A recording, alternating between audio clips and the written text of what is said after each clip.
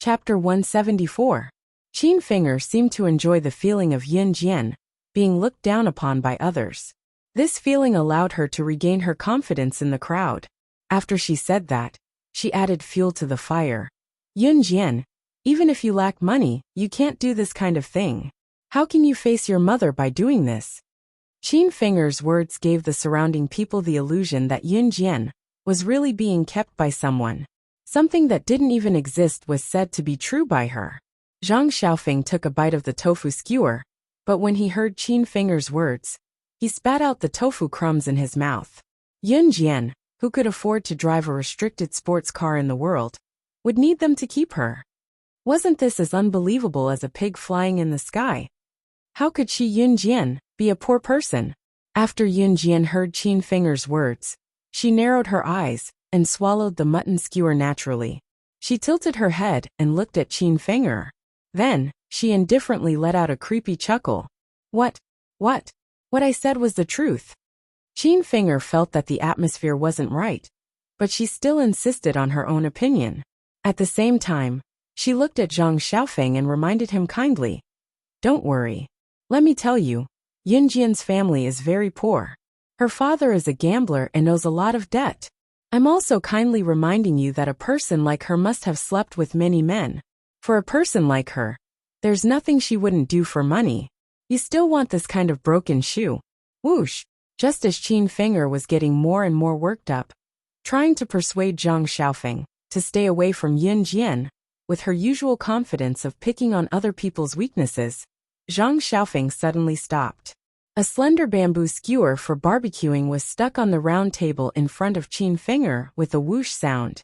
Being able to penetrate deep into the wood by 3 fissures was just that. When everyone turned their heads to look again, they saw that the bamboo skewer in Yin Jian's hand had disappeared without a trace.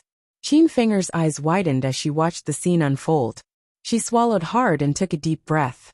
Yin Jian was actually able to insert such a slender bamboo stick into the round wooden table from such a distance. Everyone was in a state of panic. Even though Zhang Xiaofeng and the other 2 were used to Yin Jian's skills, they couldn't help but cheer for her. While everyone was still in a daze, Yin Jian had already appeared in front of Qin Finger like a ghost. Her faint words seemed to have come from hell, making everyone's hair stand on end. I'm a mistress? Just as everyone heaved a sigh of relief, Yin Jian's relaxed voice rang out once again. She stretched out her fair and delicate hand and took the bamboo stick from the round table. While Qin Finger was still in a daze, the bamboo stick slid across Qin Finger's freckled cheek. Yin Jian's action made Qin Finger unable to react in time. She shivered reflexively. Then Yin Jian's indifferent but terrifying voice lingered in Qin Finger's ears like a nightmare. Which eye of yours saw that I'm a mistress? I don't mind poking that eyeball for you. Or even blinding both your eyes, just like this. As she spoke, the bamboo stick in her hand slid past Qin Finger's eyes again. Ah! Qin Finger was suddenly reminded of how Yin Jian had stabbed the bamboo skewer into the round table with a fling of her hand just now. She remembered the coldness of Yin Jian's bamboo stick when it slid across her cheeks. She shrieked. The image of Yin Jian stabbing her eyeball with the bamboo skewer flashing in her mind from being intimidated. Qin Finger ran away like a madwoman, leaving her group of companions looking at each other in dismay. Hypnotism. She just used hypnotism on Qin Finger. At this time, a boy sitting far away suddenly pointed at Yin Jian and shouted. He looked agitated. Yin Jian suddenly frowned. Chapter 175. Yes. Yin Jian knew hypnotism, and the hypnotism that she had mastered was definitely not as simple as it seemed. She was a secret agent in her past life, the top secret agent in the secret agent world, slaying God. However, she was very young in her past life. She was only 16 years old, but she had already ascended to the throne that some people might not even be able to touch in their entire lives. It was not without reason. She was not a genius that only appeared once in a million years. She was very ordinary, just one of the billions of lives on Earth. However, her experience was different. She had accidentally saved an old man during a mission. The old man's whereabouts were uncertain, and he came and went without a trace. However, It was this old man who taught her many things that ordinary people could not come into contact with. For example, hypnotism was one of them. Other than that, she was involved in many things that others could not even imagine. Yunjian's hypnotism in her past life was to the extent that she could let the other party feel comfortable and enjoy dying after being stabbed to death. She had only done something to Qin Finger earlier, causing her to have hypnotic hallucinations and run away after seeing some horrifying scenes. This level of hypnotism was very simple. Strictly speaking, the old man was Yunjian's master. Although it was not officially acknowledged, he had already taught Yunjian his lifelong knowledge, allowing her to have a meteoric rise in the secret agent world. This secret art had also become Yunjian's trump card, a trump card that she had never told anyone. Yunjian had no idea where the old man had gone. He had always disappeared without a trace and lived a carefree life. Perhaps he had already retired to somewhere. Yunjian wanted to see him again, but she did not know if she would have the chance. Today, Yunjian had used Qin Finger to practice. She had performed a simple hypnotism on her and made her see some horrifying scenes. However, she did not expect that her hypnotism would be seen through. Yunjian turned her head sideways and glanced at the boy who had just spoken. She saw that the boy had a delicate and pretty face, looking innocent and childish at the same time. When he saw Yunjian looking at him, he recalled how he had been shouting and wrangling just now. His cheeks inexplicably blushed, and he actually became as shy as a little girl. Yunjian raised her eyebrows and looked at him angrily. "What did you say?" Her tone was so flat that no one could tell what Yunjian was thinking at the moment. The boy trembled for a while. He looked up in fear and finally said in a panic, I. At the same time, Yunjian walked towards the boy. She stood not far from the boy, frowned, and asked a question that had nothing to do with this matter. "What's your name?" The boy shyly lowered his head, and his voice was as low as a mosquito's buzz. My name is Lu Haoza. Lu Haoza." Yunjian smiled, the corners of her lips curling into an unreadable smile. Then she said softly, "I'll remember you." In today's world, there were not many people who knew how to hypnotize, especially this boy who could tell at a glance that she had used hypnotism. It did not matter if he was involved in this aspect, or if it was his family's inheritance, or if he was born with this kind of ability. She, Yunjian, had to get to the bottom of this.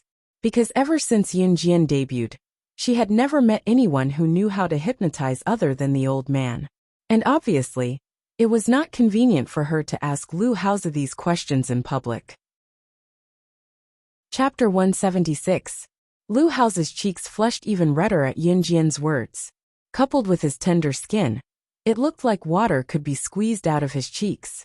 He looked like an adorable little brother, giving Yunjian the feeling of meeting her younger brother in her past life.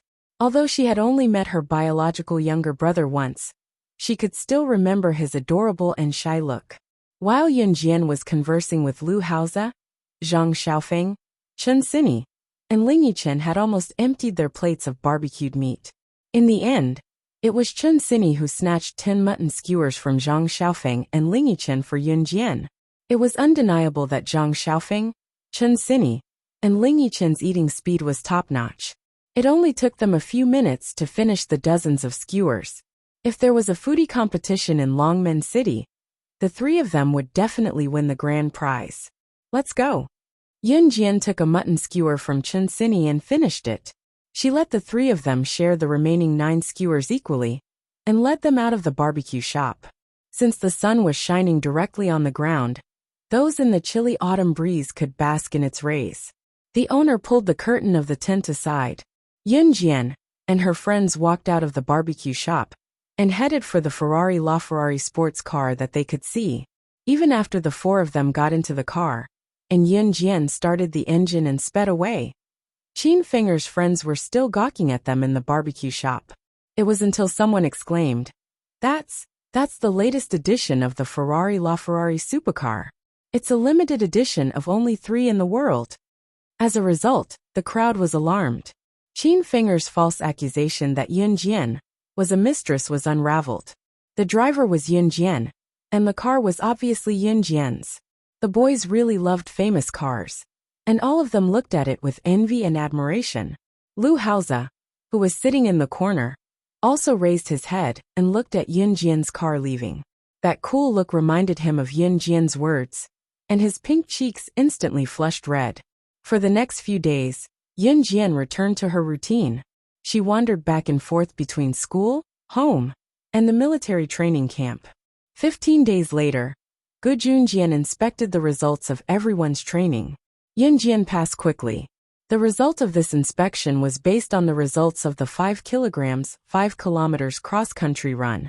Naturally, Yun Jian easily passed. The other 6 also met the standard. 5 days later, the bi-monthly competition came as scheduled.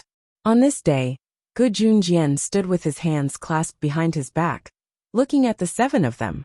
He frowned and then relaxed. He finally opened his mouth and said, "This month's assessment competition is cancelled." "Ah, so awesome. We don't have to take the assessment this month?" Chu Xiangnan winked at Chu Ning and smiled happily. It was obvious that if they did not pass the bi-monthly competition, they would be kicked out of the team. Chu Xiangnan was also the weakest in the group. He had to admit that he barely passed every assessment. How could he not be happy when he heard that the assessment competition was cancelled? Don't celebrate too early. Your assessment is cancelled because the team has received a new mission this time. Gu Yunjian's tone was heavy.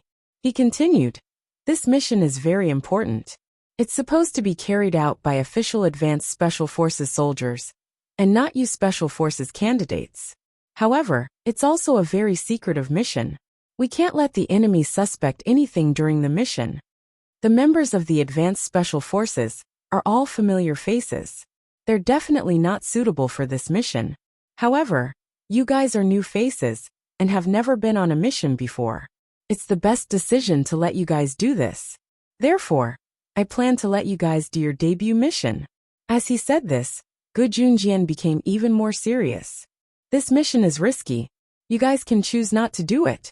As he said this, Gu Junjian looked at Yun Jian. In fact, other than Yun Jian, the other 6 had been training in the military for more than a year. However, Gu Junjian was not worried about Yun Jian, who had just joined the team. He even put his hopes on Yun Jian. If Yun Jian was willing to take part in this mission, it was guaranteed that it would be completed successfully. Chapter 177. Yun Jian naturally sensed Gu Yunjian's gaze on her, and understood the meaning behind his gaze. "I'll go," Yun Jian said in the next second, but it reignited Gu Yunjian's hope. He suddenly smiled. "I'll go too. If a girl like Yun Jian has the courage to go, wouldn't it be embarrassing if I don't go?" Although Chu Xiangnan was the weakest in the group, he did not back down when it came to serious matters. He was the second to speak up without hesitation. The others also expressed their readiness to accept the mission. What was there to be afraid of? Since they had already entered this place and stayed, they had no intention of running away at the last minute. In fact, this group of young people, who were candidates for the Special Forces, did not only consist of these few people. Later on, many of them left because they could not stand the intensity of the training. Some of them did not pass the assessment, and did not have the ability to stay. Hence, after a while, only Chu Ning's group of 6 could endure the hardship and stay. Naturally, their perseverance was incomparable to that of ordinary people. Including Yun Jian, who joined later, there were now a total of 7 of them. Good. Gu Junjian glanced at the group again, and immediately showed a hint of admiration in his eyes. Regardless of whether the mission was a success or failure, at least none of them backed down. This bit of spirit was difficult to achieve, even for ordinary people, who seemed very strong and powerful. The mission will be carried out in a month's time. In other words, you still have a month's worth of training. During this month, I will train you with the intensity of an official Special Forces soldier. Please be prepared. Gu Junjian said sternly. In fact, the mission this time was not urgent. It was a secret mission, and the mission had to be carried out step by step. Gu Junjian set the mission to start in a month.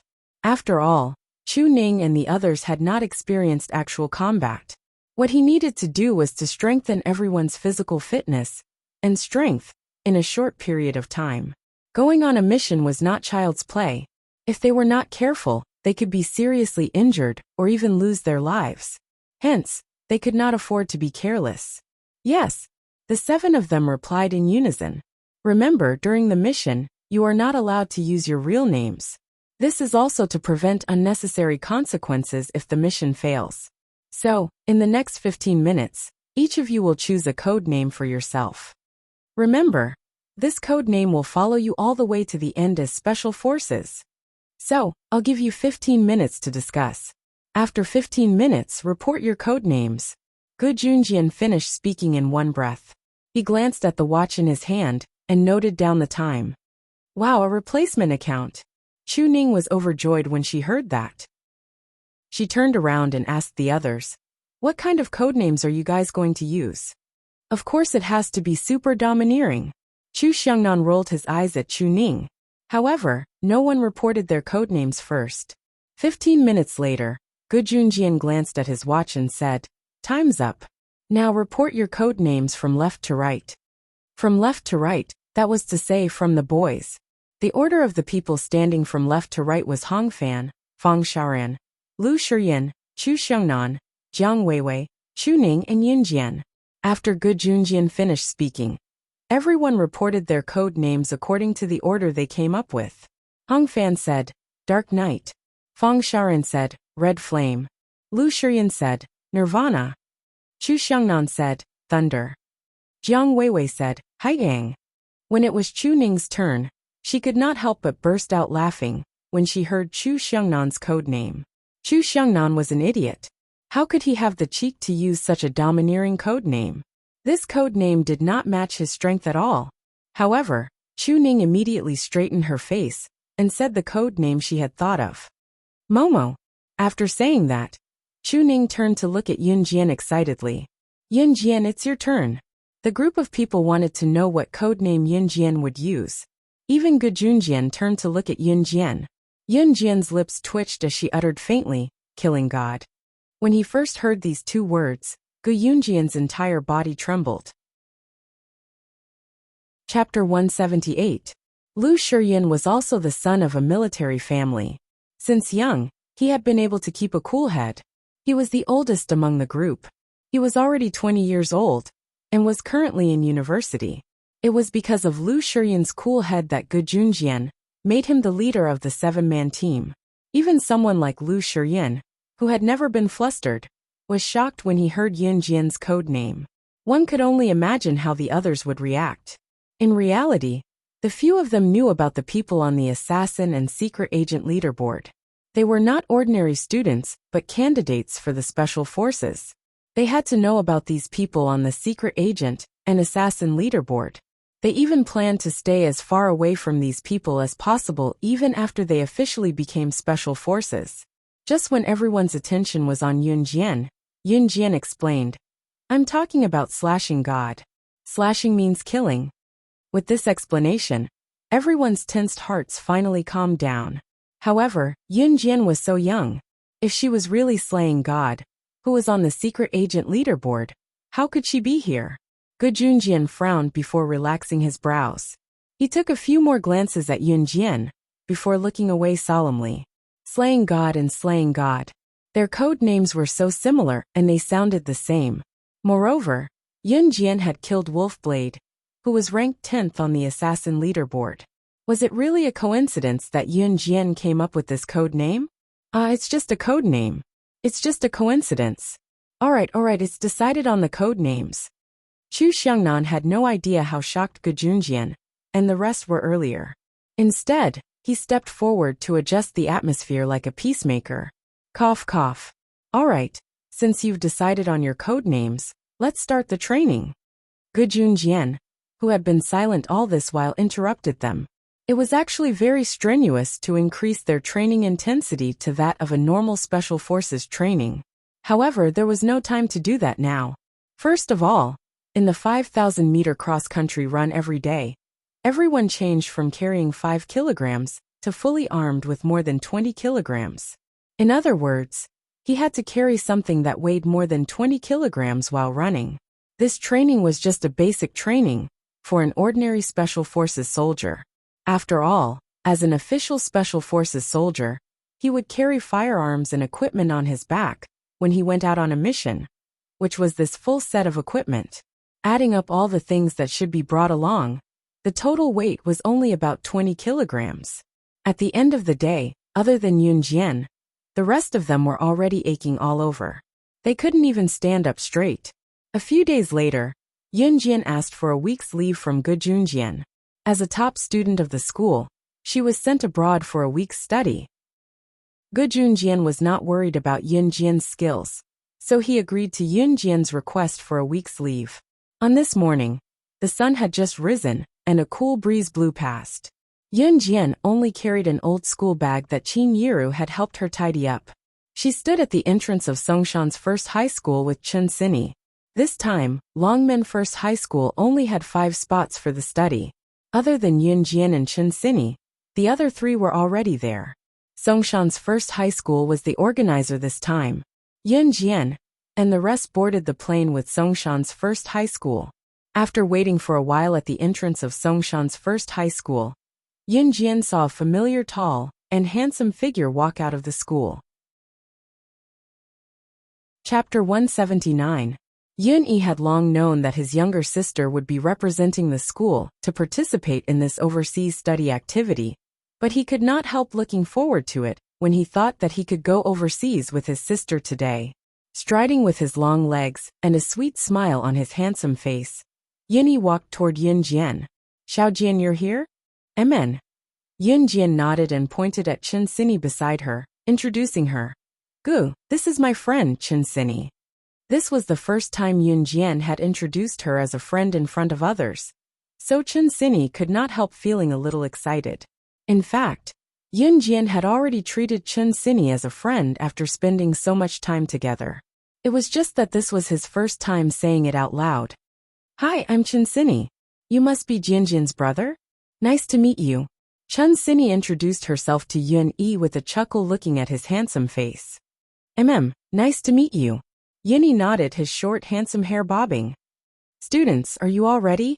Come and gather on the bus. We're leaving." The tutor standing at the entrance of DE Senior High School waved and called out in a sweet voice. The tutor who was leading the students overseas this time had the surname Ding. She was a female tutor who looked as sweet as her voice. She did not look old, between 20 to 25 years old. There were 2 tutors leading the team. The other tutor had the surname Kong, so she would call him Tutor Kong for the time being. "Let's go over too," Yun Yi said to Yun Jian and Chen Sini with a flick of her short hair as she glanced in that direction. "Amen." Yun Jian and Chen Sini nodded in unison. Su Haokol did not come this time. Those who came were the top students in their respective schools, with excellent English proficiency. Even those who were good in their studies, but lacking in English, did not get a turn. So it was not hard to imagine that Su Haokol did not get a turn. Since Su Haokol was not with Yun Yi, he was the happiest that his younger sister could come. The group boarded the bus quickly, and after a few hours of bumpy ride, they arrived at the provincial airport and boarded the flight to Country Y. The overseas study destination was an advanced school in Country Y. It was called Yana High School. Yana High School was a continuous secondary and senior high school. Its educational standard was one of the best in the world. The name of Yana High School was derived from the name of its first headmistress. Since its establishment, Yana High School had a history of several hundred years. Its regional culture was also very profound. At the entrance of Yana High School entrance. "Wow, Jian Jian, this is the famous Yana High School. It's a century-old school that lives up to its name. Look, just the entrance alone is already something our school can't compare to." Chen Sini was the first to get off the bus, holding Yun Jian's hand in excitement. 80% of those who graduated from Yana High School and passed the Gaokao from the world's renowned universities had a graduation rate, making Yana High School one of the best in the world. After Tutor Ding and Tutor Kong communicated with Yana High School's foreign tutor, they interrupted the students' excited shouts. Chapter 180. Teacher Madge was a native of Country Y. She had fair skin and big blue eyes that seemed to be able to see through everything. When Teacher Madge heard this, she introduced herself to the students in broken Chinese. Hello everyone, my name is Maki.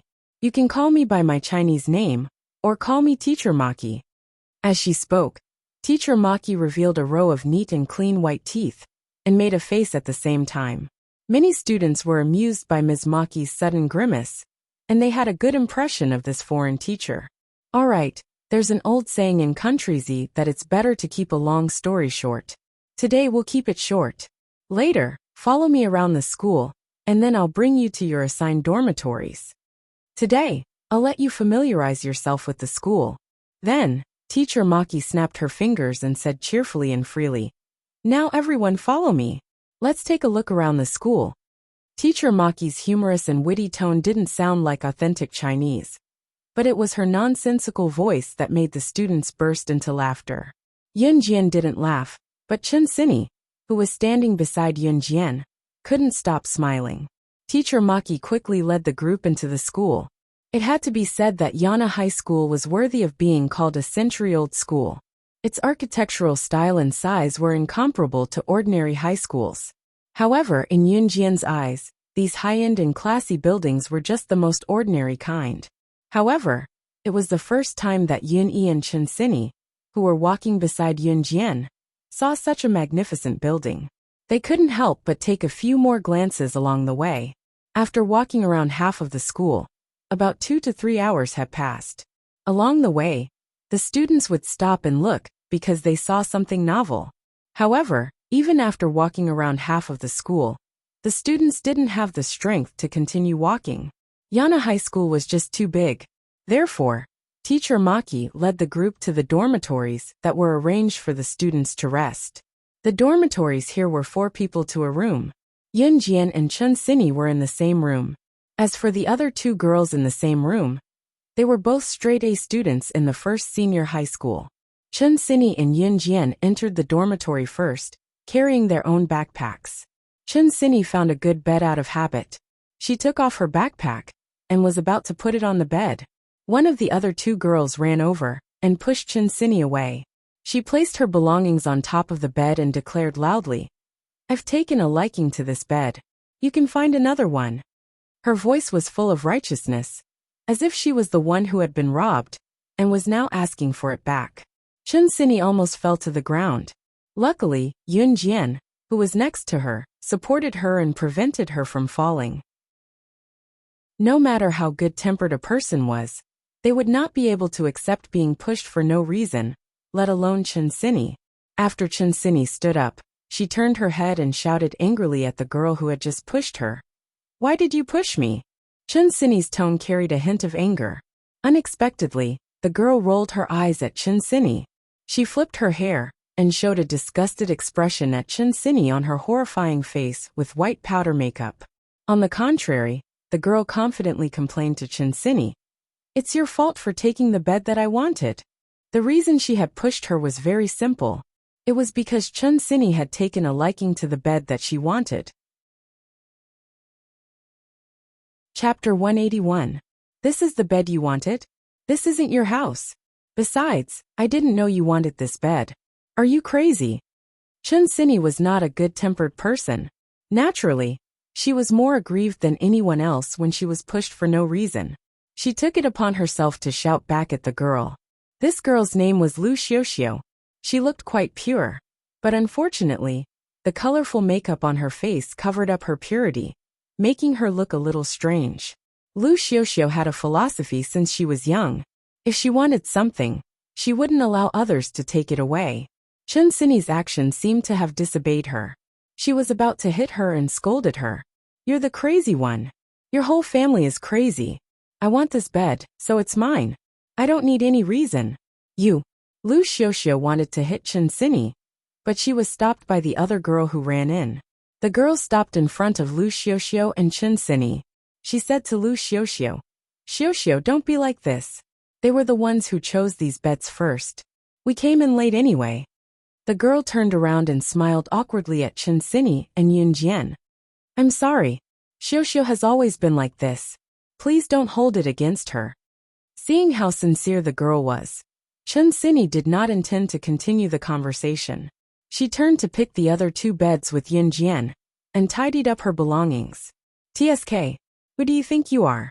Lu Xiuxiu was stopped by the girl, but she glared at Chen Xini and Yun Jian. She remembered it.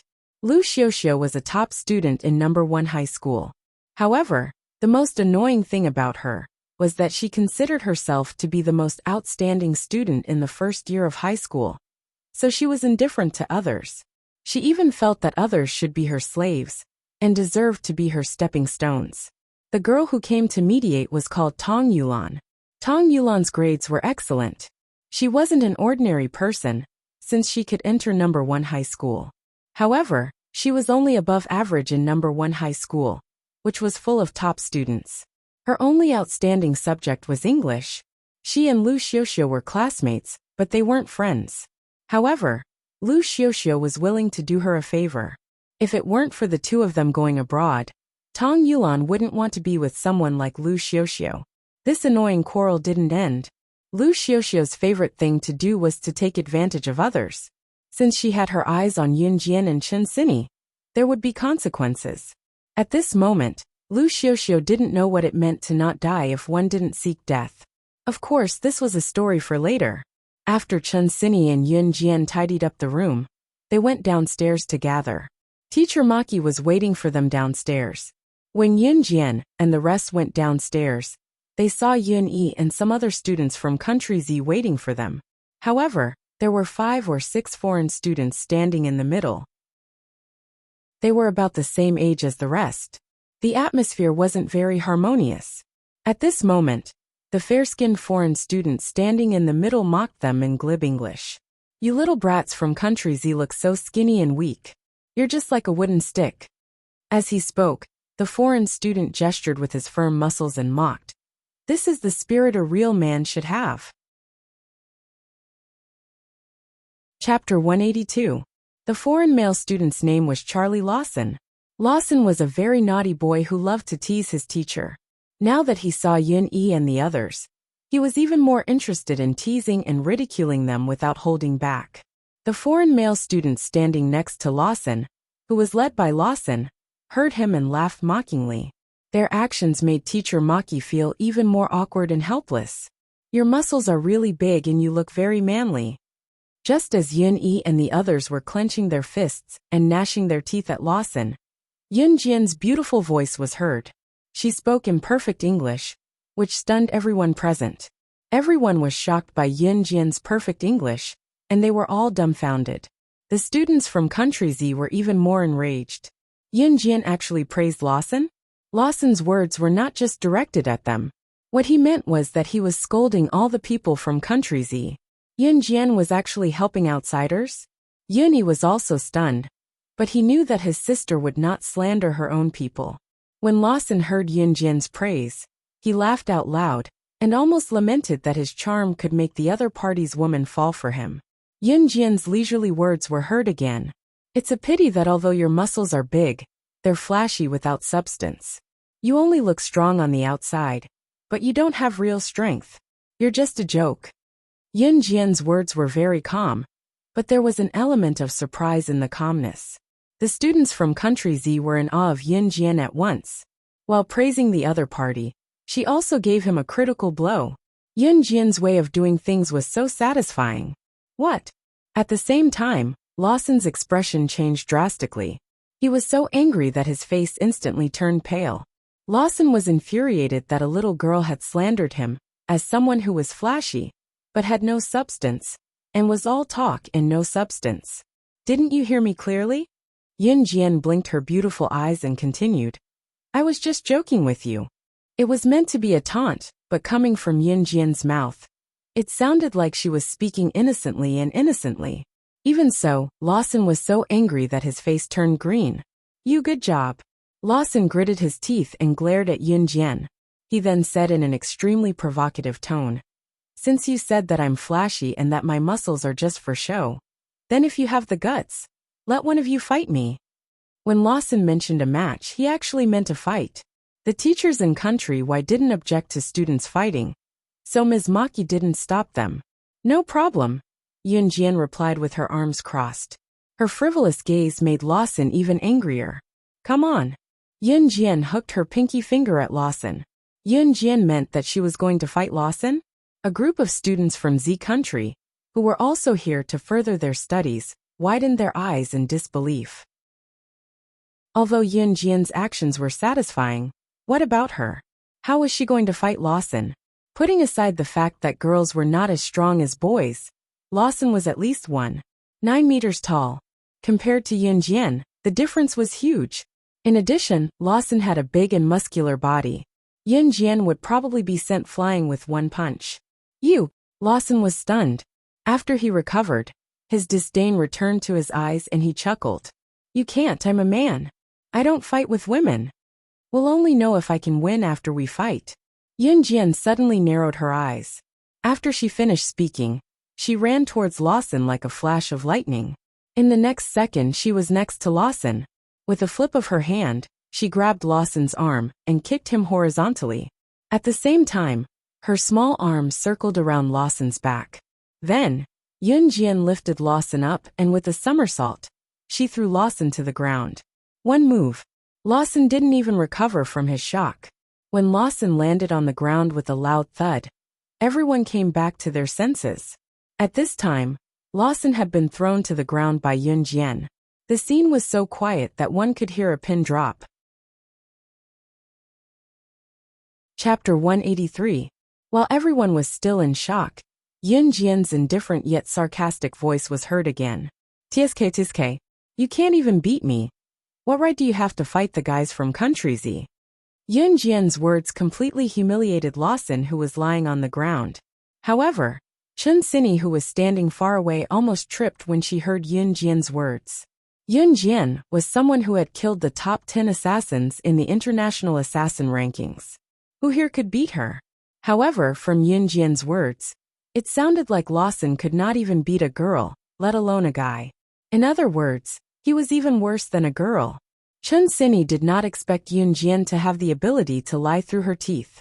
She covered her mouth and snickered at the side. That's right. Foreigner.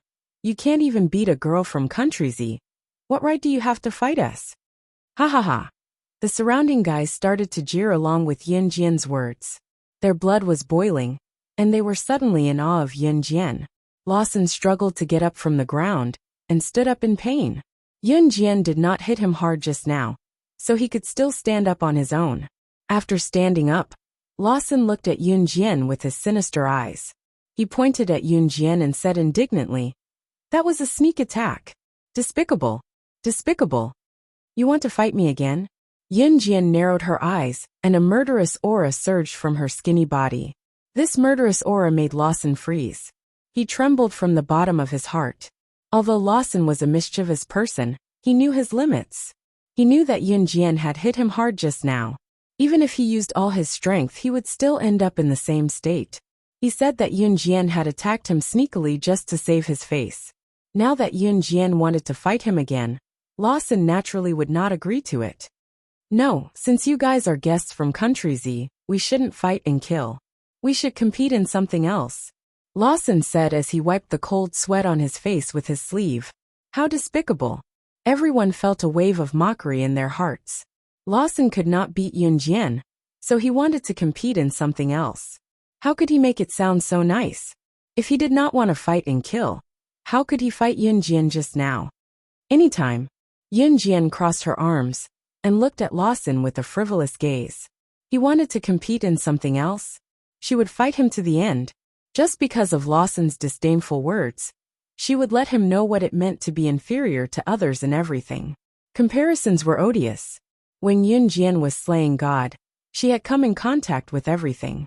Assassination, explosives, heavy weapons, car racing, computer programming, and so on. As long as it was mentioned, there was nothing that she was not involved in.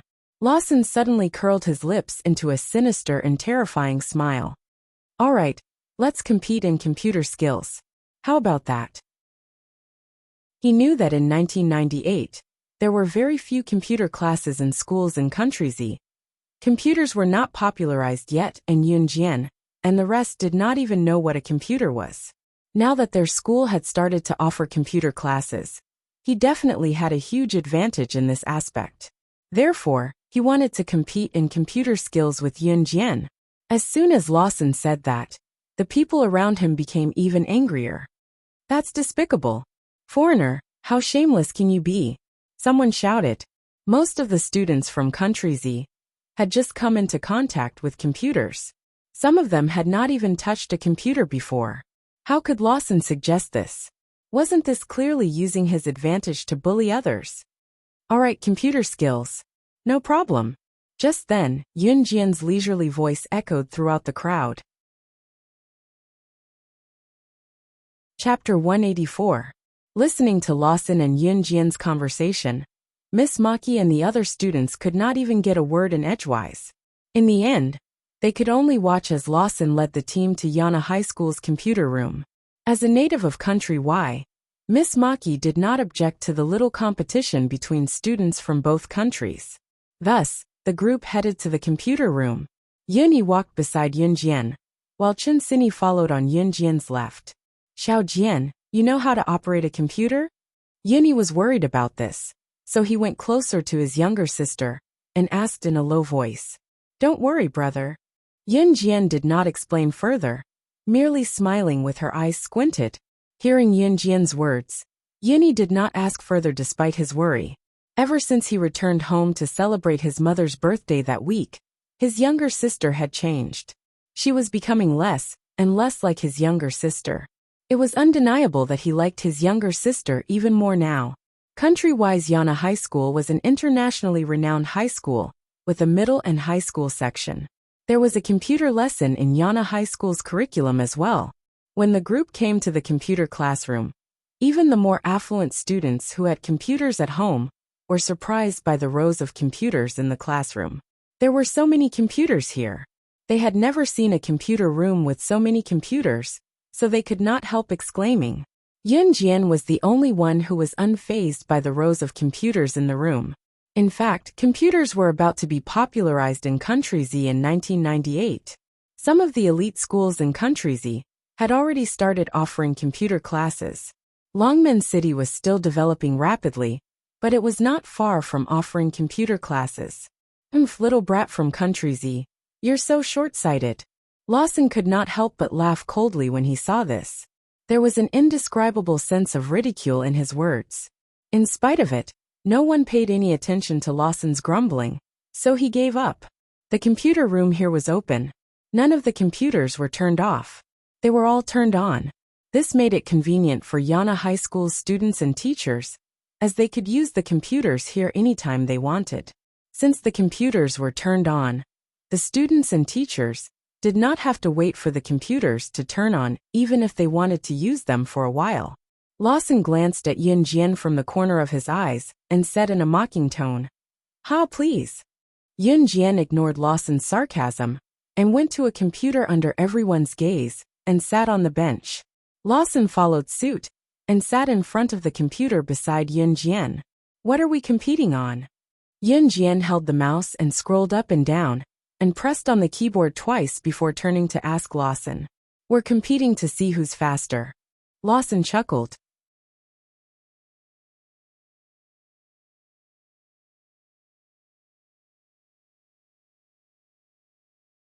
Chapter 185. Pfft.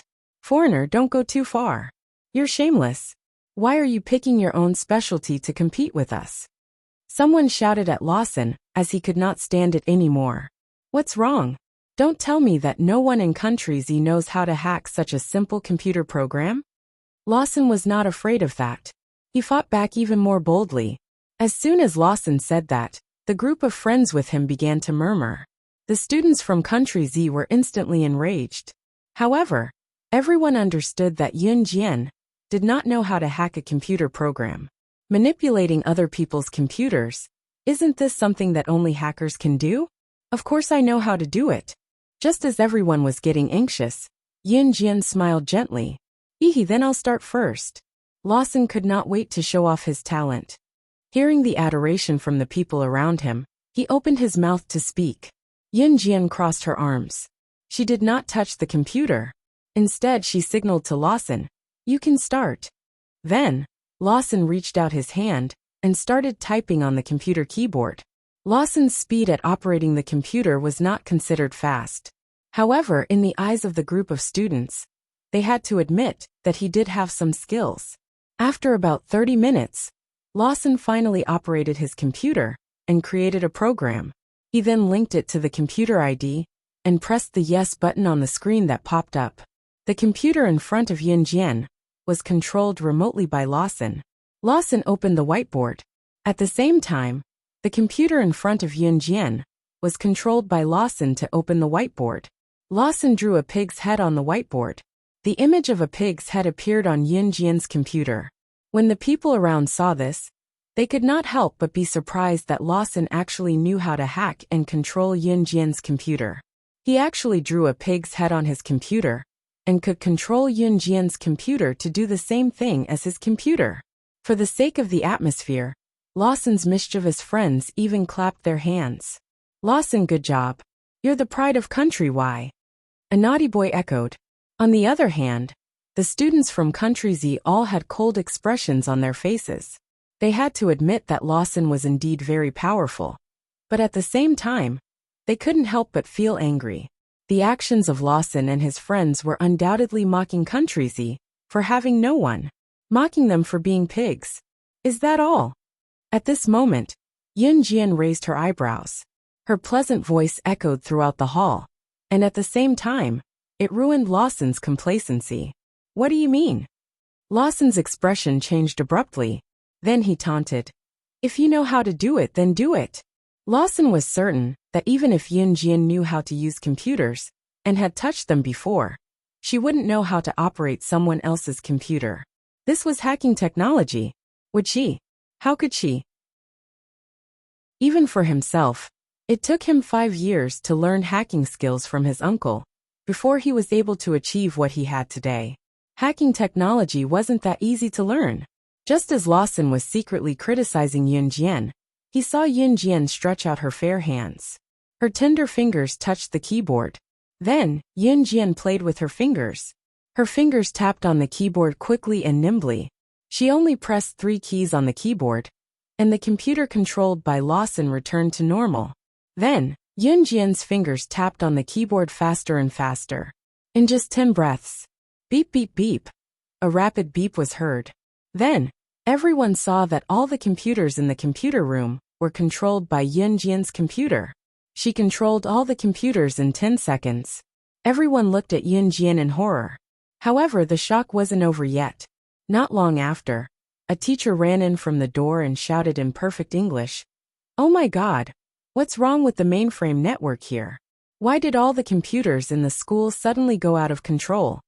After hearing that, everyone turned to look at Yin Jian, who was sitting in front of the computer table leisurely. Chapter 186.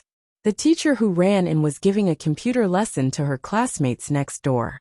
In the end, all the computer programs were paralyzed at that time. Every computer screen suddenly turned black and could not be restored no matter how hard she clicked on it. She thought that there was a problem with the computers in her classroom, but when she ran around the entire building, she realized that all the computers were paralyzed. The broadband in this open computer room controlled the entire school's network, so she ran in. The teacher did not know that her words caused a huge uproar in everyone's ears. "No, it's impossible. How is this possible?" Lawson smiled bitterly as he stood up and shook his head desperately. How is this possible? Even his uncle, a top-notch hacker, could not take control of all the computers in Yana High School in just 10 seconds. 10 seconds, what did that mean? Lawson suddenly recalled that his uncle had told him about a person. That person was the top hacker in the world. No one knew her identity, but she was skilled in hacking. As long as she had a computer, she could do anything.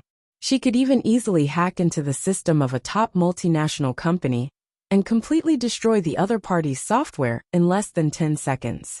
Yin Jian's methods were 80% similar to the person Lawson's uncle had mentioned. You.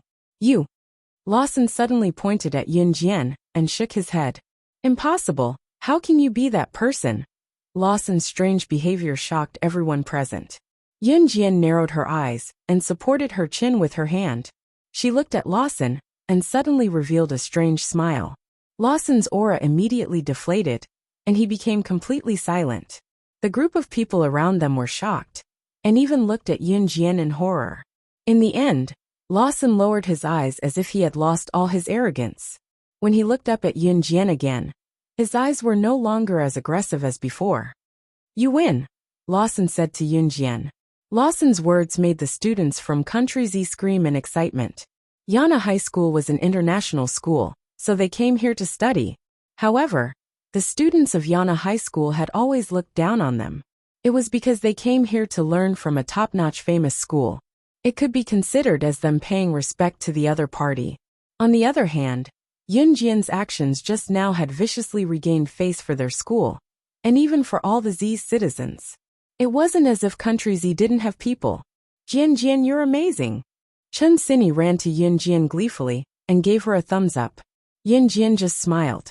What Yun Jian didn't expect was that Lawson and the others were in awe of her ever since she showed off her computer skills by controlling all the computers. But that was also true. In this world, the winner was the king, and the loser was the bandit. In the following days, Yun Jian and the others studied and attended classes with the students of Yana High School. This was what advanced studies were all about. Everyone was here to experience the process of attending a foreign high school. At the same time, everyone here spoke English. Although Yin Yi, Chen Sini, and the others' pronunciation was not standard, they could still communicate with the people in Country Y. In the blink of an eye, it was almost the end of the week's advanced studies. To send off Yun Jian and her friends from Country Z, Miss Maki held a small farewell party in a KTV. Teacher Maki had booked a large KTV room. At this moment, everyone was happily gathered here. Yun Jian sat on the side, as well, while Chen Sini stood in the center with a microphone and sang loudly. No one saw Lu Xiuxiu, who sat in the corner with a strange smile on her face. She poured a packet of powder into a glass of red wine and stirred it twice. Chapter 187. Lu Xiuxiu poured a second glass of red wine and added the same condiments after adding the first glass of red wine. After doing all this, she pretended to be very hesitant and sat in place to wait for a while. "Xiuxiu, don't just sit there. Come and play with the rest." Tong Yulan walked over to Lu Xiuxiu out of kindness when she saw her sitting alone in the corner. All the students were currently circling around Yun Jian. Lu Xiuxiu, on the other hand, was sitting alone in the corner. Tong Yulan walked over to Lu Xiuxiu out of kindness. She didn't know that Lu Xiuxiu was waiting for her to say that. "Yulan, Lu Xiuxiu pretended to look at Yun Jian awkwardly and said to Tong Yulan with tears in her eyes, "I was so rude to those two junior sisters a few days ago. I can't stand it. Yulan, you know that I'm a soft-hearted person with a sharp tongue." Tong Yulan knew that Lu Xiuxiu had quarreled with Chen Sini a few days ago. Now that so many people were flattering Yun Jian, and Yun Jian was Chen Sini's good friend, Lu Xiuxiu felt embarrassed. Lu Xiuxiu must be too embarrassed to walk over to play with the others. "Xiuxiu, it's okay. Those two junior sisters are very kind. I even spoke to them just now. If you apologize, they'll definitely forgive you."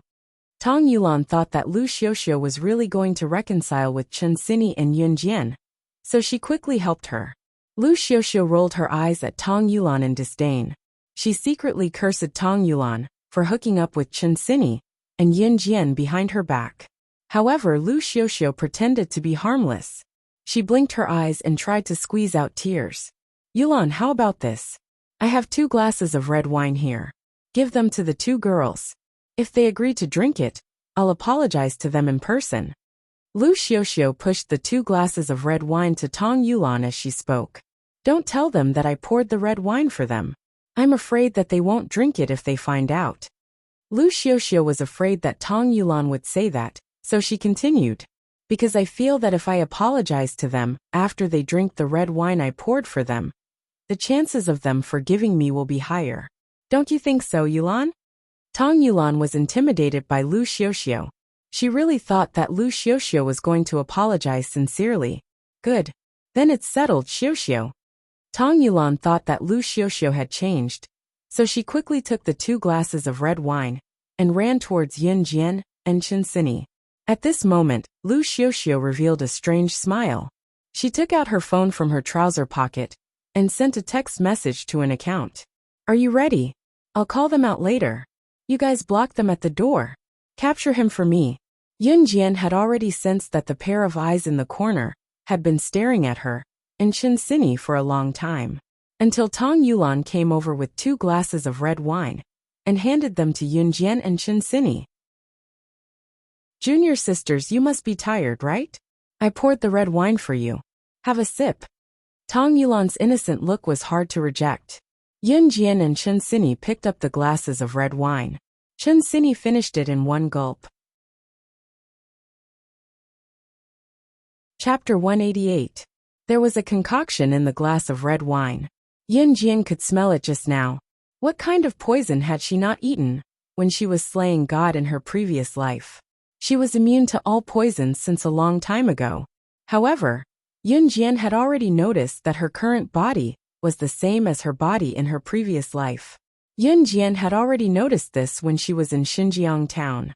However, the concoction in the glass of red wine was not strong. It would only make one feel dizzy and weak after drinking it. Of course, it was ineffective on Yun Jian.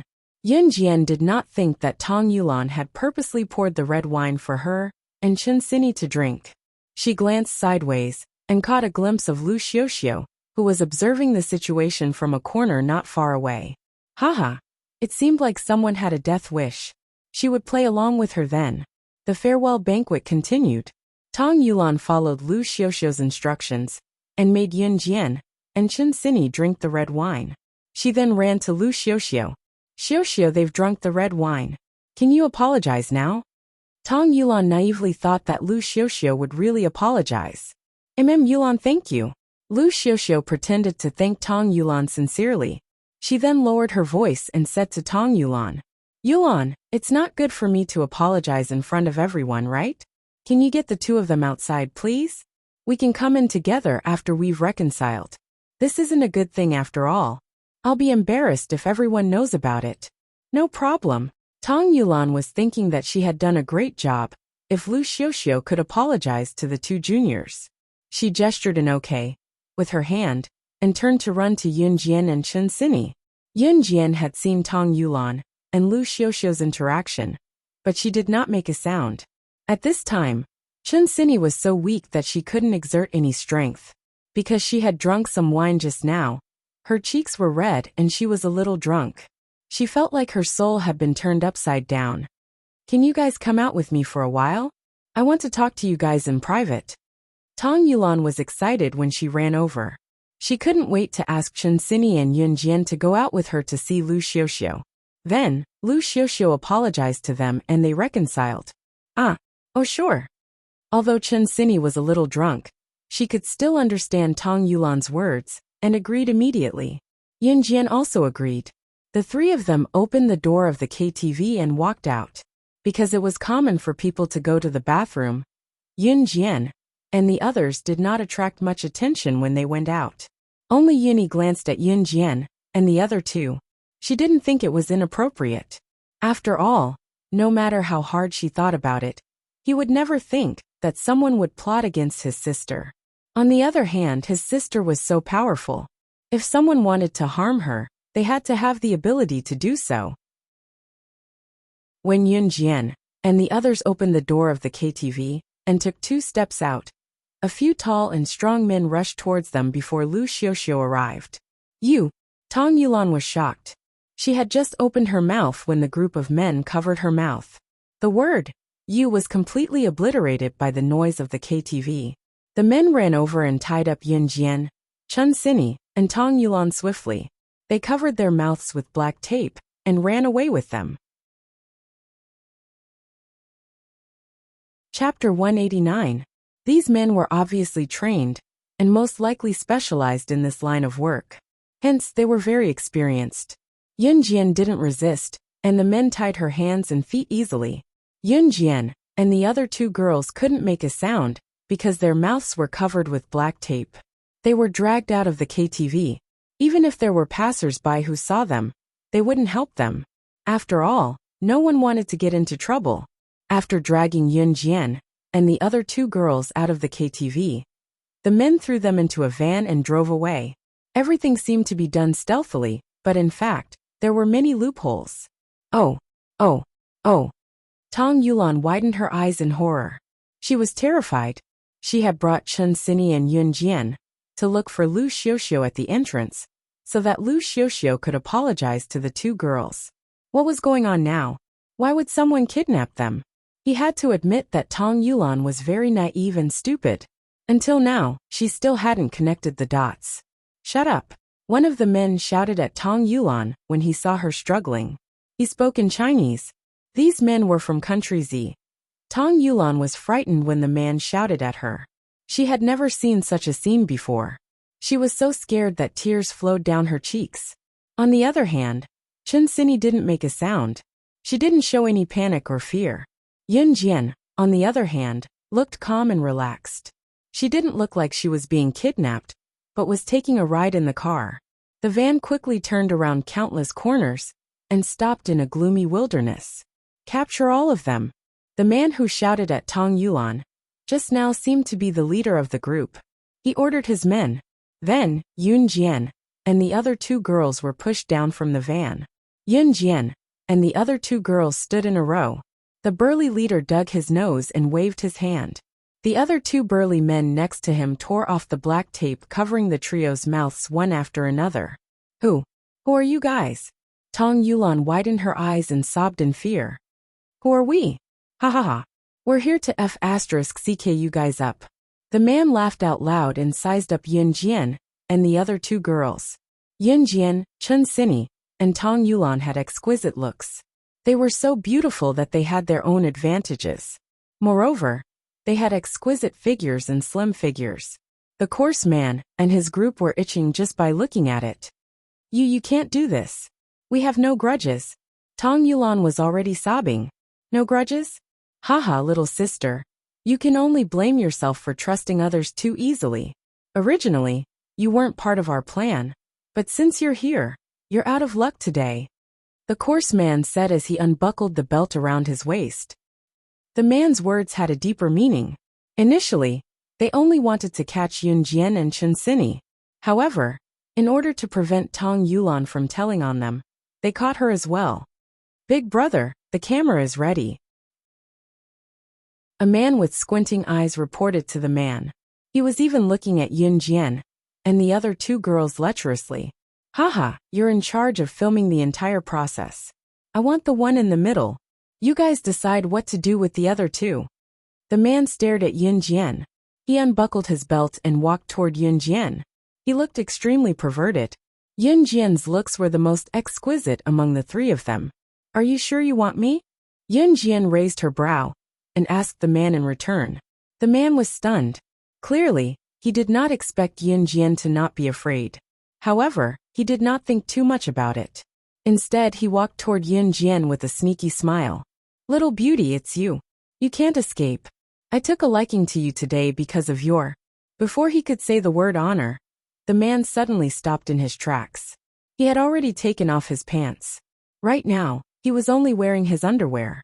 The reason why he stopped in his tracks was that Yun Jian removed the ropes that tied her hands and feet and stood up.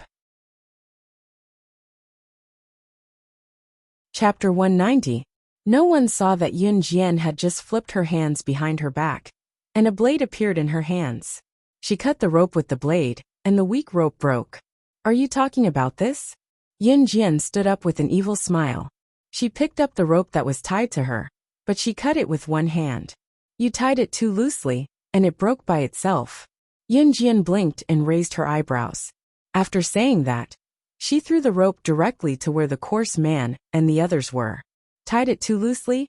How was that possible? The coarse man exclaimed.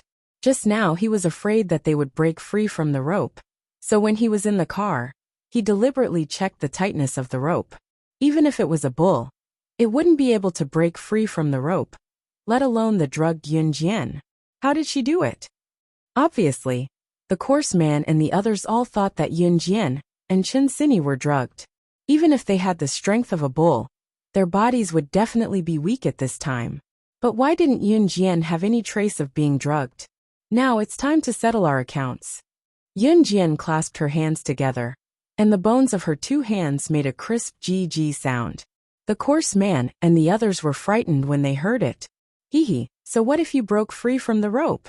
The coarse man and the others quickly realized that Yun Jian was just a little girl. So what if she wasn't drugged? So what if she broke free from the rope? Could it be that they, a group of big men, couldn't beat this little girl? The coarse man secretly cursed. After he took turns with the three of them, he would record a video and send it to Lu Xiuxiu. And then he would receive a commission. So, what did it mean even if Yun Jian untied herself? Little beauty, if you know what's good for you, then come over yourself. Big brother promises to treat you well. Otherwise, Big brother will make you regret being born. The coarse man rubbed his hands and smiled evilly. The coarse man didn't know that his words touched Yun Jian's bottom line. Yun Jian had never been a soft-hearted person. She could not accept that this boorish man was using words to flirt with her. More importantly, would slaying God regret being born? Hee. It had been a long time since she had heard such interesting words. The last person who said this had already gone to hell. The grass on his grave should be 10 feet tall. Yun Jian admitted that she might try to keep a low profile in Longmen City or in school. However, once she left Country Z, she could no longer keep a low profile. Ah! Yun Jian snorted softly. Her sudden outburst of hostility made the coarse man feel a chill run down his spine. However, due to his pride as a man, he still stood in the same spot and proudly raised his neck. After Yun Jian spoke, she suddenly walked towards the coarse man. She walked very slowly, but it made people feel frightened. The coarse man gulped subconsciously. What are you doing? Since you like doing this so much, I'll cripple you. Yun Jian narrowed her eyes. When she came to the coarse man, she suddenly picked up her pace. While the coarse man was still in a daze, Yun Jian sent him flying with a kick. At the same time, she flung out a shiny dagger. Everyone was stunned by the dagger that she had conjured out of nowhere. In the next second, the coarse man's heart-wrenching scream rang in everyone's hearts. Ah! Ah! Ah! Mine! Mine! Everyone turned around and saw the burly man clutching his crotch. His crotch was covered in dark red blood. Seeing this, the men present clamped their thighs together. Chapter 191. Yun Jian's dagger pierced through the vulgar man's genitals. She wanted him to die without any descendants. The men who were with the vulgar man all looked at Yun Jian in horror. There was no longer any desire for a beauty in their eyes. Instead, it was as if they had seen a devil. No, Yun Jian was the devil. As for what Yun Jian said, no one dared to doubt her anymore. We were wrong. We were wrong. Please spare our lives, heroine. The first to beg for mercy was the man who had prepared the camera and was in charge of recording the video. The moment the man begged for mercy, the surrounding men, who were working under the vulgar man, also started begging for mercy. What a joke! Even the vulgar man was kicked away by Yun Jian and cut off his genitals with a swing of the dagger. He didn't even have a chance to struggle. They weren't fools. If they didn't beg for mercy now, did they really want to wait for their genitals to be cut off and die without any descendants? Yun Jian ignored the group of men. She turned around to untie Chen Sini and Tong Yulan, who was looking at her in horror. Chen Sini had been kidnapped once before. This time, it was probably because Yun Jian was around, so she wasn't that afraid. On the contrary, it was Tong Yulan's first time witnessing Yun Jian's methods. After she was untied, she was still in a daze. Yun Jian untied the two of them and stood in the middle of the group of men who were begging for mercy. At this moment, she didn't seem like an ordinary junior high school girl. Instead, she seemed like a high and mighty king. You guys worked together with him to deal with me just now. Why shouldn't I kill all of you like how I killed him? Yun Jian exuded a vicious aura. She pointed at the vulgar man who had fainted and was rolling on the ground and said. As she spoke, she raised her hand, and a sharp dagger appeared in her hand. Everyone was shocked that Yun Jian could magically produce a dagger. At the same time, the men couldn't help but clamp their legs together as they recalled the scene just now. No. The man with the camera just now shouted twice. Then he rolled his eyes and cunningly thought of a way to save himself. He shouted at Yun Jian. As long as you let us go, I'll tell you who wants to harm you. Yin Jian was well aware of who was trying to harm her. However, in order to let an innocent girl like Tong Yulan know the truth, Yin Jian pretended that she didn't know anything. She asked, "Who is it?" "Yes, it's a girl named Lu Xiuxiu." Boom. Sure enough, when Tong Yulan heard the truth, her mind exploded. She suddenly recalled the scenes from before. Xiuxiu, how could it be her? Why does she want to harm us? Tong Yulan's face turned pale, her expression extremely ugly. Yin Jian only wanted to let Tong Yulan know that she shouldn't be too naive. Otherwise, she wouldn't even know that she had been cheated by the people around her. She had no intention of comforting Tong Yulan or anything else. She curled her lips and looked at the group of men in front of her. With a faint smile, she said, "It's not impossible for me to let you go, as long as you do something for me." In the KTV private room, when Yunyi saw that his younger sister hadn't returned after going out for so long, he asked a girl to help him check the ladies' room. At this moment, he had already grabbed his jacket and went out to look for her. After Yun Jian and the rest were taken away, Lu Xiuxiu, who had pretended that she had just returned from the ladies' room, walked back to the KTV private room. At this moment she was smiling. Beep, beep, beep. Suddenly, her phone's light flashed. Lu Xiuxiu hurriedly opened the message bar and saw a message from the other party. Chapter 192. Seeing that the matter was settled, Lu Xiuxiu immediately stood up. She casually found an excuse to walk out of the KTV and rushed to the hotel where the message came from. At this time, Lu Xiuxiu only knew that the matter was settled. She didn't even think about why the group of men wanted to give her the video in the hotel. She went there full of joy. She couldn't wait to see the video of Chen Xinyi, who dared to go against her, and Chen Xinyi's beautiful and delicate friend, Yun Jian, who she always disliked, being raped by men. She also wanted to see the response after the video was released. Lu Xiuxiu didn't realize how much damage it would do to an ordinary girl if she really succeeded in doing so. Maybe she just wanted to take revenge for a moment of pleasure. Ligu Hotel, in front of room 3011. Lu Xiuxiu excitedly knocked on the door. The door was immediately opened. "Come in, the video is inside." The man who came out to open the door said to Lu Xiuxiu in a neutral tone. Lu Xiuxiu didn't even think about it. She even thought that this matter was supposed to be a secret deal. So she stepped inside and deliberately closed the door. The moment Lu Xiuxiu entered the room, the man covered Lu Xiuxiu's mouth and shouted into the room, "Brothers, come out. This woman caused our big brother to lose his manhood and almost caused us to become like this. If we don't K her until she cries today, I'm a bastard." In an instant, a row of men walked out of the room. They were only wearing underwear and bare arms, and they all looked at Lu Xiuxiu with lecherous and angry eyes. This group of people was undoubtedly the group of men under the vulgar man. Oh. Lu Xiuxiu, whose mouth was covered, shook her head desperately. She fiercely widened her eyes and looked at the group of men who were crowding towards her in horror. At this moment, Lu Xiuxiu completely tasted the taste of despair. Suddenly, the room was filled with charm. The men's lewd laughter mixed with the desperate cries of women begging for mercy. Outside the door, Yun Jian and the other two watched Lu Xiuxiu enter the room. Not long after, a series of ambiguous and creepy screams came from the room. "Are we going too far?" Tong Yulan lowered her head. Her body was trembling. She was afraid. Everything that happened tonight was unforgettable for her for the rest of her life. Too much. Yun Jian raised her eyebrows. She suddenly laughed coldly. "If you didn't go overboard, then the person in the room right now would be you." After that, Yun Jian didn't explain and left with Chen Xinyi. He left behind Tong Yulan, who was confused and on the verge of collapsing, with a pale face.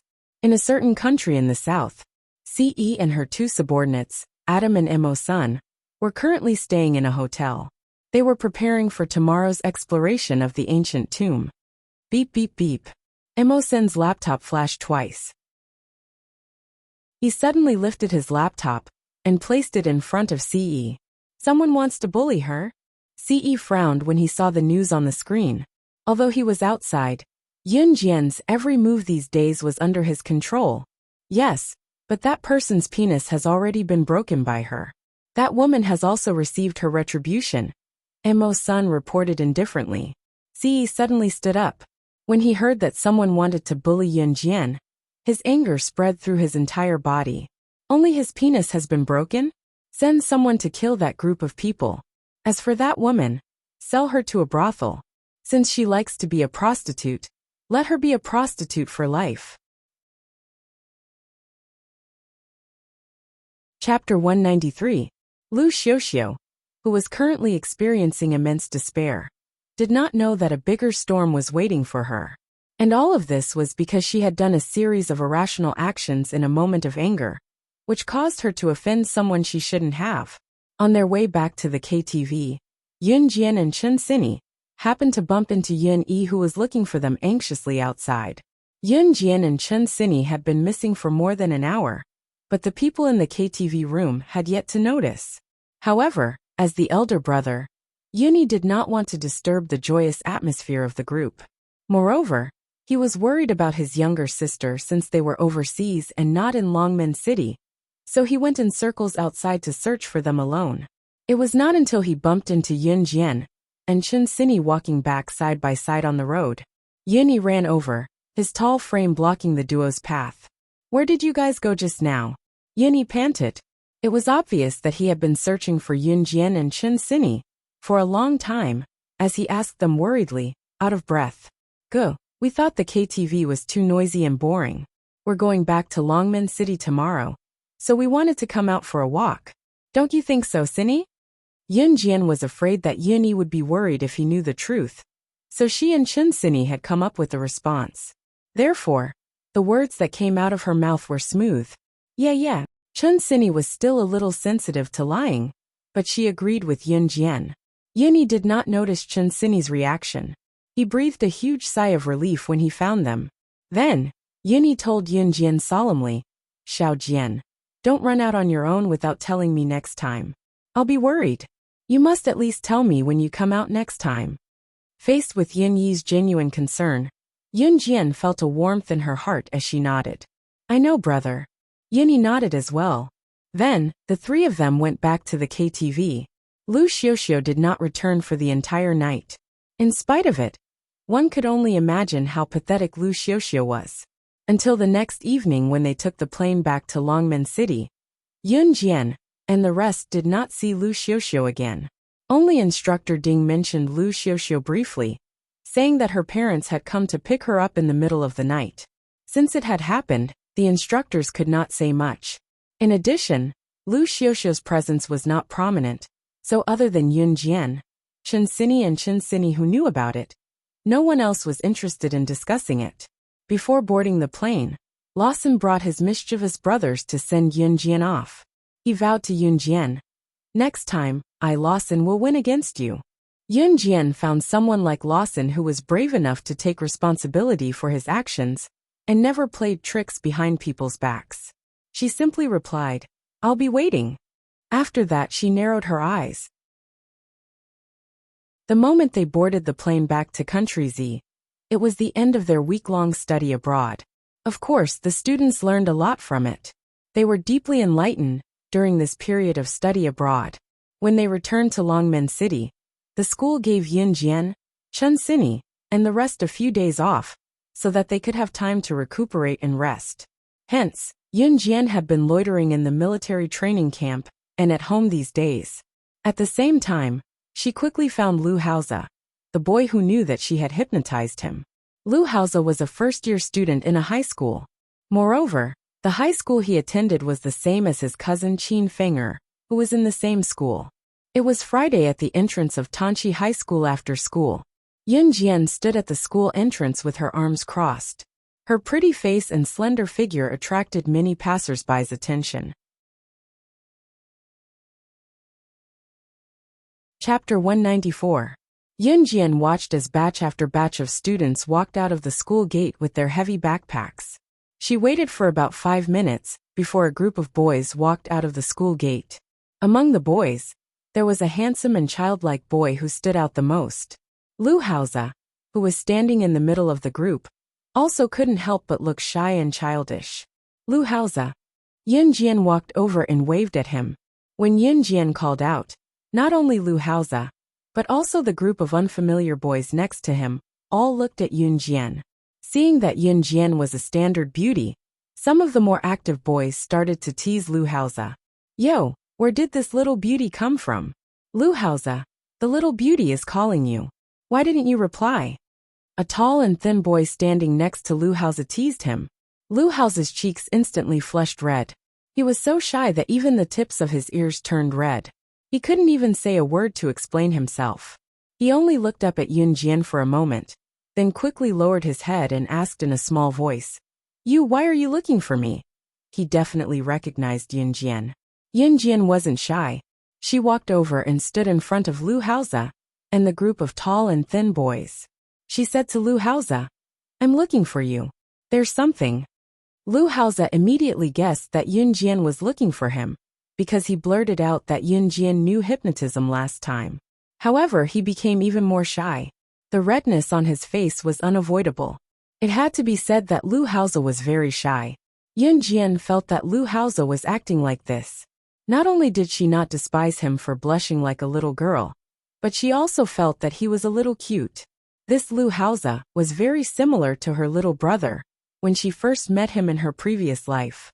Especially when he first met a stranger, his face was pink and tender. Yin Jian couldn't help but feel sad when she thought of her little brother. Oh. Lu Haoze had just nodded when a boy next to him pushed Lu Haoze in front of Yin Jian. Kid, go. Haha, your luck with women is here. These words made Lu Haoze blush even more. Yin Jian didn't care. Besides, there was nothing between them. It was normal for puberty students to be entangled in the love between men and women. If a girl went to look for a boy, or a boy went to look for a girl, it would be seen as an unusual relationship. Although Yin Jian was only 16 years old in her previous life, her mind was not as young as it was now. This was a feeling that only those who had lingered on the edge of life and death would deeply understand. In the end, Lu Haoze followed Yin Jian to an empty corner. Yin Jian looked at Lu Haoze, who lowered his head shyly, and asked him directly, You should know why I'm looking for you. Although Lu Haoze was a little shy, he was a smart child.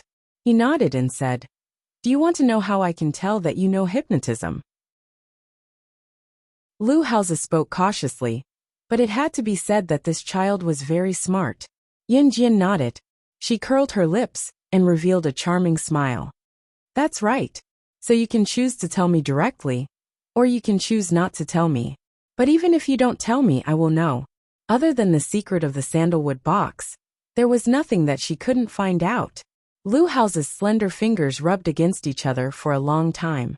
Finally, he gathered his courage and looked at Yin Jian. I choose to tell you that I also know hypnotism.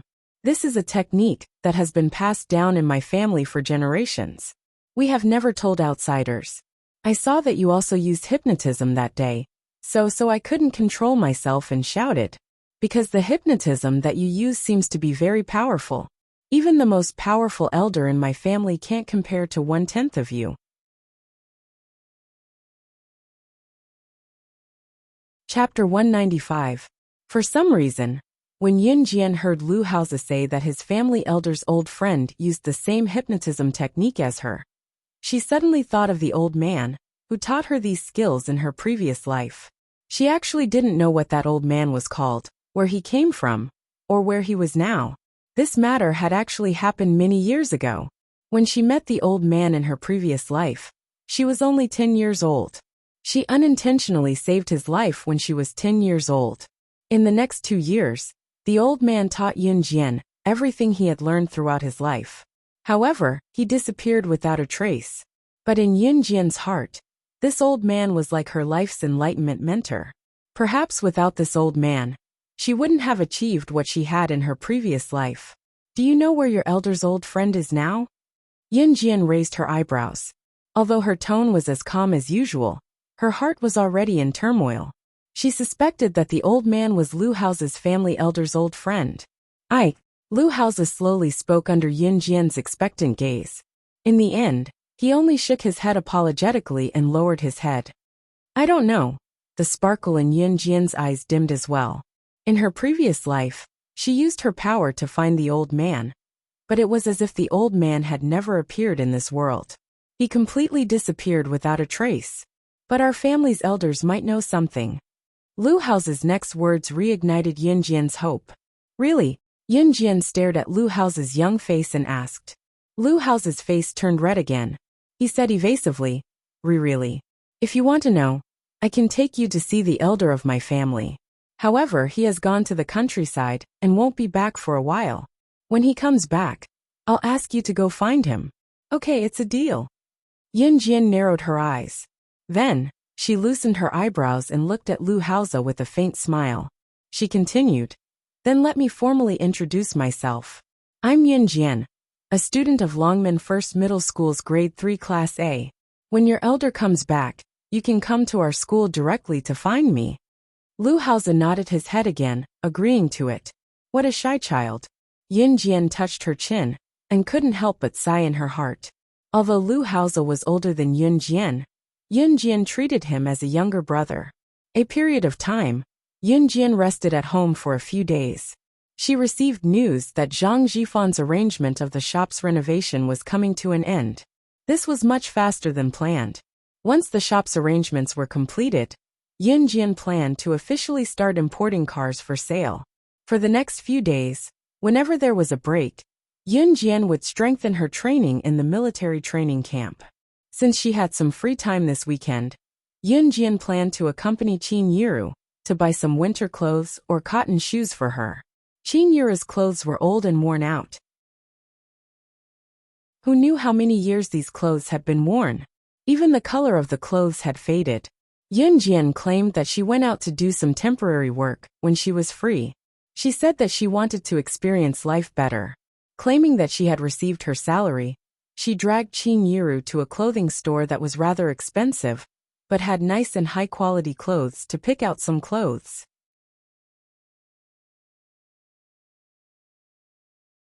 Chapter 196. Qin Yiru was comforted but melancholy at the same time. She blamed herself for not being able to give her son and daughter a decent life. In spite of it, seeing how filial her son and daughter were now, she could close her eyes in peace, even if she were to die right now. Xiao Jian, I appreciate your kindness. I still have clothes to wear now. Keep the money for yourself. Qin Yiru pushed and shoved Yin Jian, but was eventually dragged into the clothing store. Mom, I earned this money. I can spend it however I want. Now that I'm buying clothes for you, you have to accept it even if you don't want to. Yin Jian pressed her lips into a smile and pulled Qin Yiru into the store. Yin Jian looked more like an ordinary, well-behaved girl who only knew how to be filial to her elders. Qin Yiru felt warm inside when she heard Yin Jian's words. Then I'll buy one piece of clothing. Just one piece, no more. Qin Yiru finally relented, afraid that Yin Jian would buy more clothes for her, so she spoke first. The interior of the clothing store was quite beautiful, but it was because of the store's decorations that people would think that the items in the store were not cheap. That was why Qin Yiru emphasized that she would only buy one piece of clothing. Just one set. One piece of clothing, a pair of pants, and a pair of shoes. I want you to wear the entire set of clothes I bought. That's the only way. Yin Jian snuggled up to Qin Yiru and shook her hand as she spoke coquettishly with a grin. You child. Qin Yiru tapped Yin Jian's forehead. There was indescribable affection in her tone, but she still acquiesced in comfort. Yin Jian would only show her childish side in front of Qin Yiru. Hello, how can I help you? The store's attendant was a polite person. When she saw Yin Jian and Qin Yiru walk in, she did not mind that Yin Jian and Qin Yiru were dressed plainly, and went over to greet them politely. Mom, see if there's anything you like. Yin Jian turned to Qin Yiru. Qin Yiru nodded, and did not reject her daughter's kindness, choosing a few pieces of clothing that she liked to try on. In the end, she decided to buy the cheapest piece of clothing in the pile. Yin Jian did not say much. She paid, and left after the attendant sent her off respectfully. Then, Yin Jian bought a pair of pants and a pair of shoes for Qin Yiru from another store. Mom, I'll carry the bags, Yin Jian said and snatched the 3 bags. Qin Yiru was even more gratified when she saw this. Yun Jian and Qin Yiru were about to leave the mall and walk out. This was a shopping mall. The mall was divided into many levels and sold different things on each level. It could be said that it had everything. At this moment, Yun Jian and Qin Yiru were walking down the stairs on the second floor. Ah! Murder! Murder! At this moment, there was a sudden scream from the entrance. Because there was a lot of people in the mall, it was difficult to turn around and walk away, let alone run away. At this moment, there was a sudden scream from the crowd. Many people did not see the situation at the entrance clearly and began to panic. Yun Jian and Qin Yiru could see 3 or 4 masked men in black rushing in from where they were standing. These men each had a watermelon knife in their hands. They stabbed and slashed at anyone they saw.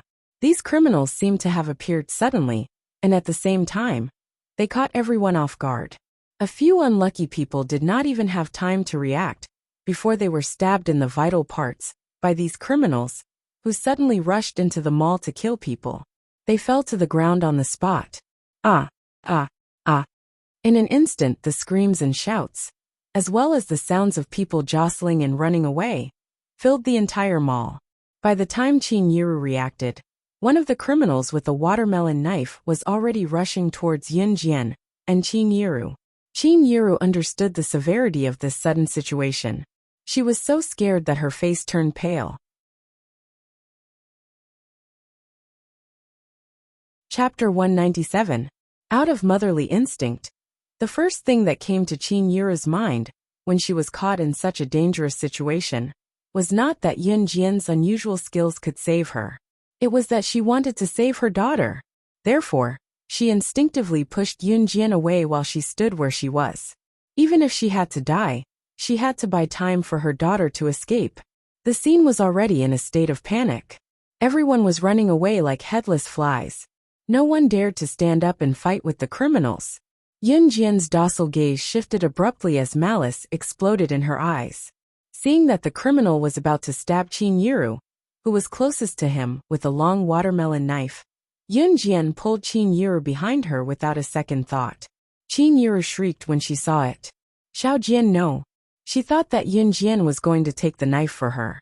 Qin Yiru's shriek was soon drowned out by the chaotic screams. No one around them noticed the commotion, as they were busy running for their lives.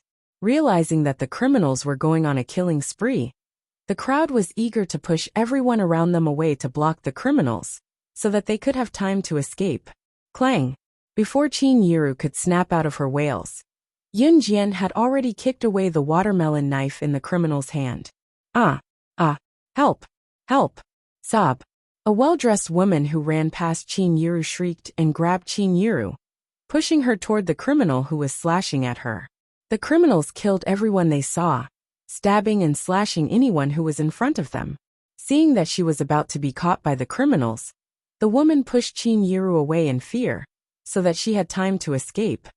You're asking for it. When the woman pushed Qin Yiru toward another criminal who was chasing her, Yun Jian had just kicked away the watermelon knife in the criminal's hand. With a low growl, rage engulfed her. Ah! Ah! Ah! Seeing that the knife in the criminal's hand was about to plunge into Qin Yiru's heart, the woman squeezed her way to the back of the crowd and ran away, looking terrified. Qin Yiru was shielded behind Yun Jian and pulled out by the woman. She felt like her heart was in her throat. Part of it was because he was worried that Yun Jian had just defended him from the robber. Another reason was that the other robber's blade was already inches away from him. She could even feel the arrival of the Grim Reaper. However, in the next second, Yun Jian dashed over. She pulled Qin Yiru away and blocked the knife for Qin Yiru with her hand. Qin Yiru was suddenly pulled away by the woman to block the knife. Yun Jian did not react in time, and it was too late for her to react. Therefore, she used her fastest speed to pull Qin Yiru away again. In order to prevent Qin Yiru from getting hurt, she used her own hand to block the knife. In addition, the criminal's watermelon knife had already cut Yun Jian's arm. In an instant, fresh blood spurted out. Yun Jian's eyes instantly darkened. She was not a god. In her previous life, she had killed all her enemies, But she herself was also covered in blood. She had not experienced this kind of hurt in a long time. The feeling of her skin being cut open and her flesh being torn apart reminded her of the feeling of killing. You want to kill my mother? I'll take your lives. A murderous aura erupted from Yin Jian's body. The blood that flowed from her arm dripped onto the ground, but she did not even look at it. She looked at the group of criminals with a murderous aura. At this moment, even the criminals who had killed until they were numb to it were all stunned. When the surrounding people who had run far away came back to their senses, they could see a young girl with blood flowing from her arm, looking at the group of criminals with a murderous expression. Was she not afraid of this group of murderous criminals?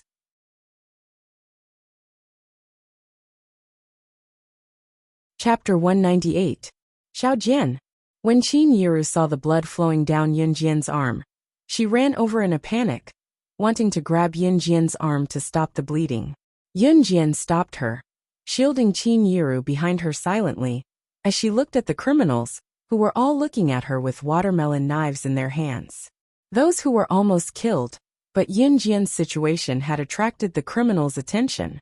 All of them took the chance to escape madly. Within seconds, there was no one left on the first floor, except for the first few people who were killed on the ground, and whose life or death situation was unknown. Since the mall only allowed entry and exit, meaning that there was only one entrance, the second, third, and fourth floors of the mall were crowded with people. It was not that these people were unwilling to leave. On the contrary, no one was willing to stay and watch the gory scene. In spite of it, none of them could escape. The only exit of the mall was now guarded by a group of murderous criminals. They could only squeeze upstairs with all their might, hoping to survive until the end and wait for the police to send someone to rescue them. Everyone was afraid that they would be caught and hacked to death by the criminals. Everyone was fearful in the face of death. From where they were trapped, they could see Yin Jian's fair and tender arm clearly. Blood dripped onto the floor from the knife wound, connecting with the ghastly pool of blood on the ground. The girl, however, did not seem to feel any pain as she allowed the blood to flow from her arm. It was a sight that sent chills down one's spine. A group of 4 masked criminals in black made a few hand gestures and went for Yin Jian with watermelon knives. It was obvious that this was a premeditated massacre. It was the peak hour of the mall, so there were many people walking around, to the point that it was crowded. The criminals had chosen to massacre people here, because there were so many people here. One slash was enough to kill someone. The people here were all civilians. Even if someone was stabbed to death, no one dared to stop it, because everyone was afraid that they would be killed. This fueled the criminals' desire to kill even more. Now Yin Jian had appeared out of nowhere. She had kicked one of the criminals' watermelon knives away and pulled Qin Yiru to avoid another one's stab. Judging by her skills just now, she was definitely not an ordinary person. Hence, the criminals went for Yin Jian. They didn't know that they were slashing the blade of the Grim Reaper. There was no return. Slap. Yin Jian narrowed her eyes. Keeping Qin Yiru within her protective range, she extended her leg and stomped the handle of the watermelon knife that had fallen to the ground from the thug she had just kicked away. The watermelon knife bounced off the ground due to the rebound force. Yin Jian reached out and caught the watermelon knife without even bending over. Xiao Jian! Xiao Jian! Qin Yiru called out in panic, as if realizing what Yin Jian was about to do. Splat! With the sound of a knife stabbing into flesh, the criminal closest to Yin Jian was stabbed to death by Yin Jian in the next second. Yin Jian, who had stabbed the criminal to death, did not panic like everyone had expected. On the contrary, she was calm as if she had just killed an ant. The other 3 criminals narrowed their eyes, but they still stabbed at Yin Jian with their watermelon knives. Swoosh, swoosh, swoosh. 3 sounds were heard, but the 3 criminals had yet to react. Yin Jian did not even move from her spot. The 3 criminals collapsed on the spot, as their throats were slit by the watermelon knives that Yin Jian had flung out. Murder! This young lady had killed someone. She was so skilled. It was as if she had practiced it countless times. In spite of it, the people who witnessed the scene were not as frightened as they had expected. Instead, they breathed a sigh of relief.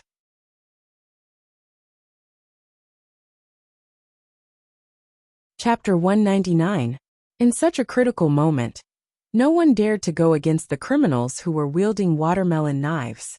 Everyone was thinking that it would be best for them to avoid the situation, but none of them considered that the criminals were not skilled in martial arts. Even if they were trained, there were only 4 of them. There were at least thousands of people who were running for their lives in the mall, if not tens of thousands. Among the thousands of people, there were plenty of men in the prime of their lives. However, no one dared to stand up against the criminals who were slaughtering innocent people. Human nature was the most fundamental manifestation of human nature in times of crisis. In the end, the one who stood up to save everyone was this underage girl, who looked like she was not even 18 yet. While everyone breathed a sigh of relief, they could not help gawking at Yun Jian. Xiao Jianyu. Qin Yiru was stupefied by Yun Jian's murder just now. Her daughter, who had always been sensible and obedient, had actually killed someone. Her Xiao Jian had actually killed someone. Killing people is against the law. Mom. Yun Jian took a step closer to Qin Yiru and held Qin Yiru's trembling hand. Mom, if I didn't kill them just now, we'd be the ones who died. Qin Yiru looked at Yun Jian as she shuddered. She opened her mouth, filled with doubts about Yun Jian's behavior just now, but she could not get anything out of her. Yun Jian was right. Moreover, from a legal point of view, if one killed the other party when one's life was threatened, it was considered self-defense and would not be punished. Xiao Jian, your hand is still bleeding. I'll take you to the hospital. Let's go to the hospital and get it bandaged. Qin Yiru suddenly felt something wet on the back of her hand. Looking down, she saw that the blood on Yun Jian's arm was gushing down even more violently. She panicked, forgetting about what Yun Jian had done just now as she pulled Yun Jian out. Mom, hold on. A sharp glint flashed across Yun Jian's pretty eyes as she patted the back of Qin Yiru's hand to comfort her. Qin Yiru was indeed stupefied. She had never encountered such a situation in her life. Yun Jian, on the other hand, simply tore a corner of her shirt into a rectangular bandage and bit on the makeshift bandage made from the fabric, wrapping the bandage around the wound on her arm out of habit under everyone's gaze. The wound was not deep for Yun Jian, but the cut was deep enough to see the flesh and bone. Yun Jian took it without even blinking. The others were surprised as well. Such a deep wound, not to mention a little girl like her, even if it were an adult, who would be able to bandage their own wounds so habitually like her. Judging from the speed of his bandaging, it seemed like he had practiced it very well. How old was she? Just as everyone was thinking about this, Yun Jian had finished bandaging her wound. She lifted her leg and walked up the stairs leading to the first floor and the second floor. The group of people on the second, third, and fourth floors were more or less afraid when they saw Yun Jian, who had just killed the gangster, walking up the stairs. As a result, when Yun Jian walked over, the group of people automatically squeezed to the side to make way for Yun Jian. In the end, Yun Jian came to a corner and pulled out a woman in luxurious clothes. You, what are you doing? The woman looked at Yun Jian in fear. The moment she saw Yun Jian, she thought of Yun Jian's expression when she killed the gangster. Her heart trembled with fear. This woman was the culprit who pulled Qin Yiru and used her as a meat cushion when they were escaping and caused Yun Jian's injury. I'm not planning to do anything. Yun Jian looked at the woman with a smile. She smiled strangely, and in the next second, a fiery slap landed on the woman's face, making a loud noise in this place where no one dared to make noise.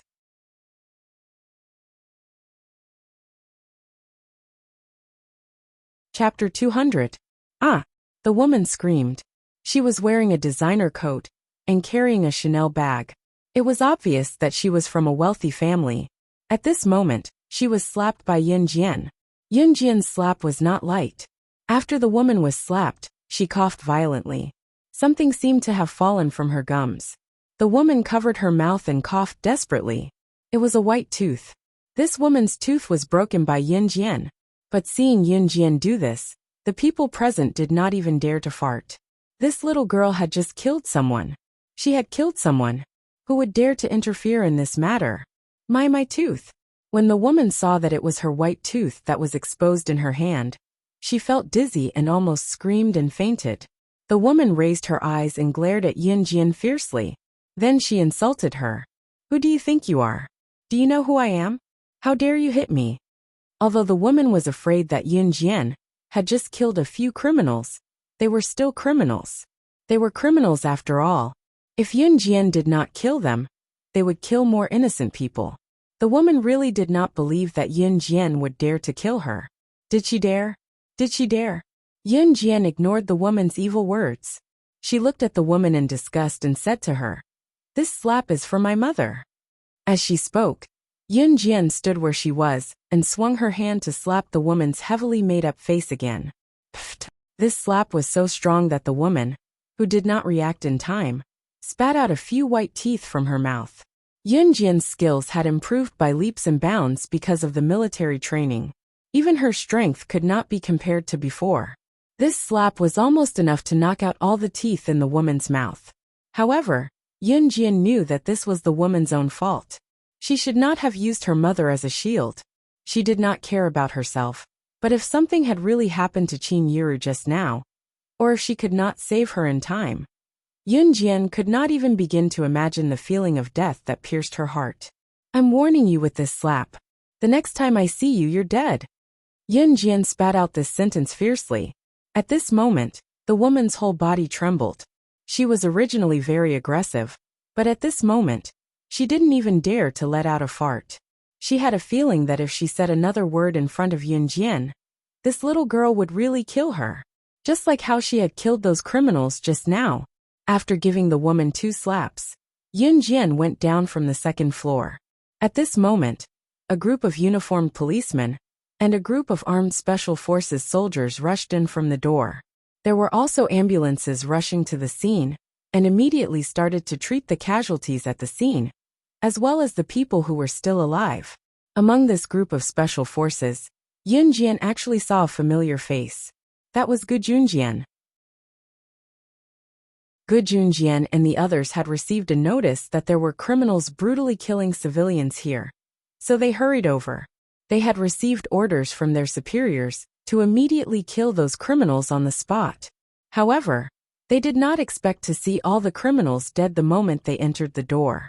Unexpectedly, they also found Yin Jian here. Yin Jian and Gu Junjian exchanged glances. At this moment, a fat police officer holding a notebook and a pen walked in front of Yin Jian and asked her, "What happened just now? Who killed these criminals?" The woman was still afraid of Yin Jian and did not dare to say a word. Now that the policeman had appeared, she was confident again.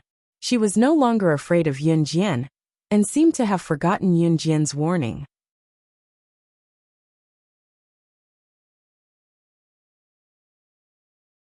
Chapter 201. The woman's words caused all the police officers, medical staff, and special forces soldiers to look at Yin Jian in shock. Other than Gu Junjian, everyone who had just arrived was completely shocked. If it was said that these murderous gangsters were slashing at the crowd with knives, they were killed by a group of men at the scene. Even so, the group of professionals at the scene would still be shocked. After all, these criminals were holding watermelon knives in their hands. If an ordinary person fought against them with their bare hands, it would be very easy for them to be stabbed. It could even threaten their life at any time. However, what appeared in front of everyone's eyes was that other than the people who had collapsed on the ground floor, there was only Yin Jian and Qin Yiru left in the lobby. There was also the group of 4 criminals. The criminals were all dead. Coincidentally, the cloth that was temporarily used as a bandage on Yin Jian's arm was stained with bright red blood. It was obvious that she had just fought with the criminals. As the saying goes, seeing is believing. In addition, there was a group of people standing on the 2nd, 3rd, and 4th floor of the shopping mall. They were all trembling with fear. These criminals were really killed by this young girl, who was not even 18 years old yet. In contrast to the group of people who were shocked, Gu Junjian was very calm. He even secretly cursed in his heart. This Yin Jian was someone he had his eyes on. She was a special forces candidate that he had personally selected. She was the person who had killed the international top 10 assassin, Wolf Blade. Weren't these criminals looking for their own deaths when they encountered her? She killed someone. She killed someone. She even broke my teeth just now. You're the police, hurry up and arrest her. Put her in jail. Put her in jail. The woman upstairs pointed at Yunjian, as if she had gone crazy, and screamed loudly. Yunjian narrowed her eyes. She turned her head slightly and glanced at the woman with her sharp and vicious eyes. After the woman, who was still screaming crazily, received Yunjian's murderous gaze, her horrified voice immediately softened. Then, she shut her mouth and covered her broken teeth at the same time. Yunjian's gaze made her feel that if she said another word, Yunjian would dare to kill her even in front of the police. She was a demon. The woman shuddered in her heart. Cough, cough. The fat police officer raised the black pen in his hand and ordered Yunjian. Little girl, it seems that you need to come with us. Xiaojian. Qin Yiru grabbed Yunjian quickly and looked at the officer pleadingly. Officer, can you let my daughter go to the hospital to treat her wound first? Qin Yiru knew that they had to make a trip to the police station now that something like this had happened. Not only them, but all the witnesses present had to make a statement. However, Yunjian's wound was only bandaged with a simple cloth. She was only worried that her daughter's wound would become infected or continue to bleed. The fat police officer hesitated for a moment before finally nodding. All right, follow the medical staff to the hospital first. Qin Yiru thanked him gratefully. Thank you, officer. Thank you. All right, go quickly. The fat police officer waved his hand for Qin Yiru to bring Yunjian to the hospital first, when he saw more blood stains on the cloth bandaged around Yunjian's arm. It was undeniable that the fat police officer was a kind-hearted person. After all, if Yunjian and Qin Yiru escaped or did not go to the police station, he would have to bear the responsibility. Yunjian, who came out of the hospital, had a new bandage on her arm and various ointments applied to it. Qin Yiru breathed a sigh of relief before they made their way to the police station. There were already a lot of people standing at the entrance of the police station. They were all witnesses of the crime scene. All of them still had lingering fears as they trembled when they made their statements in the police station. It was obvious that they had yet to recover from the shock.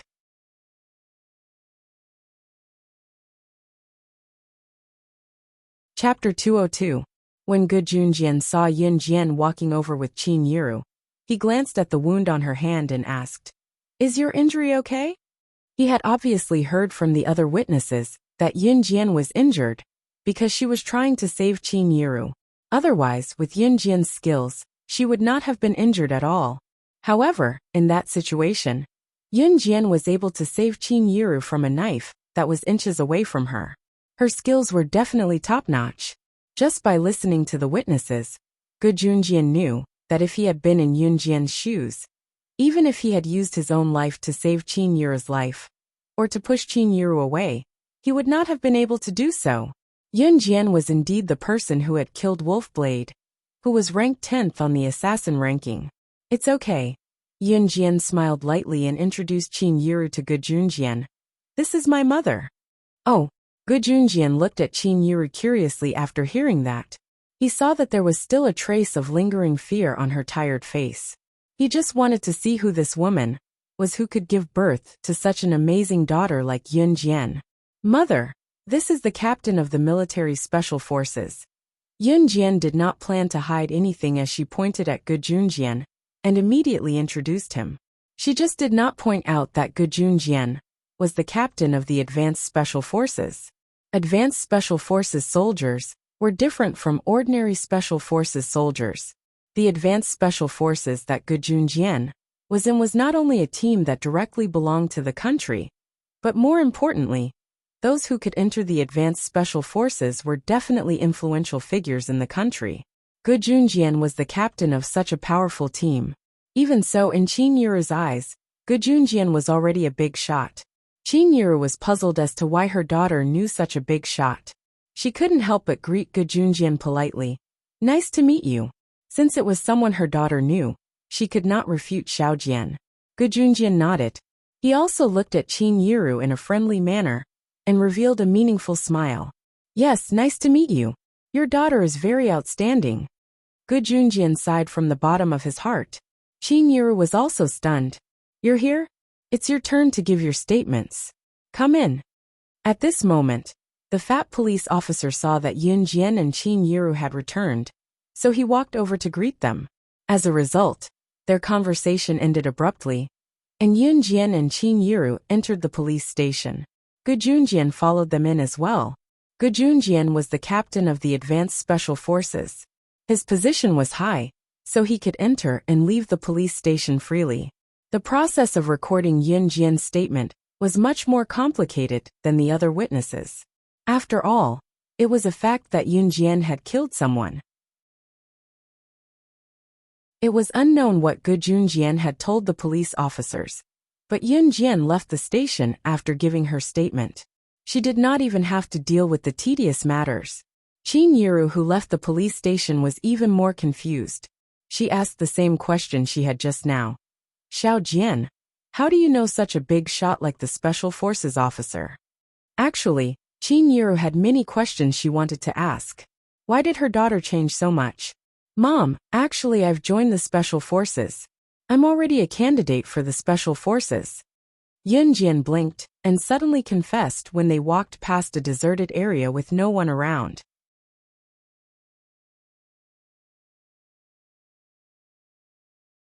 Chapter 203. What? Xiao Jian, you've joined the Special Forces.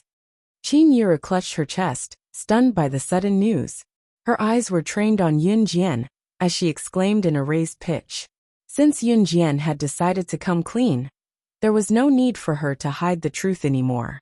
She held Qin Yiru's hands and told her gently, Mom, it's my own choice to join the Special Forces. Yun Jian's words had almost cleared up all of Qin Yiru's doubts. It even made Qin Yiru think that Yun Jian's sudden improvement in skills was due to her joining the Special Forces in training. Even Yun Jian's swift killing of the thugs just now was the result of her training in the Special Forces. Qin Yiru felt like she had found the source of all her doubts, but at the same time, she could not accept it all of a sudden. Yun Jian stood where she was, waiting for Qin Yiru to digest the truth. After a long time, Qin Yiru held Yun Jian's hands.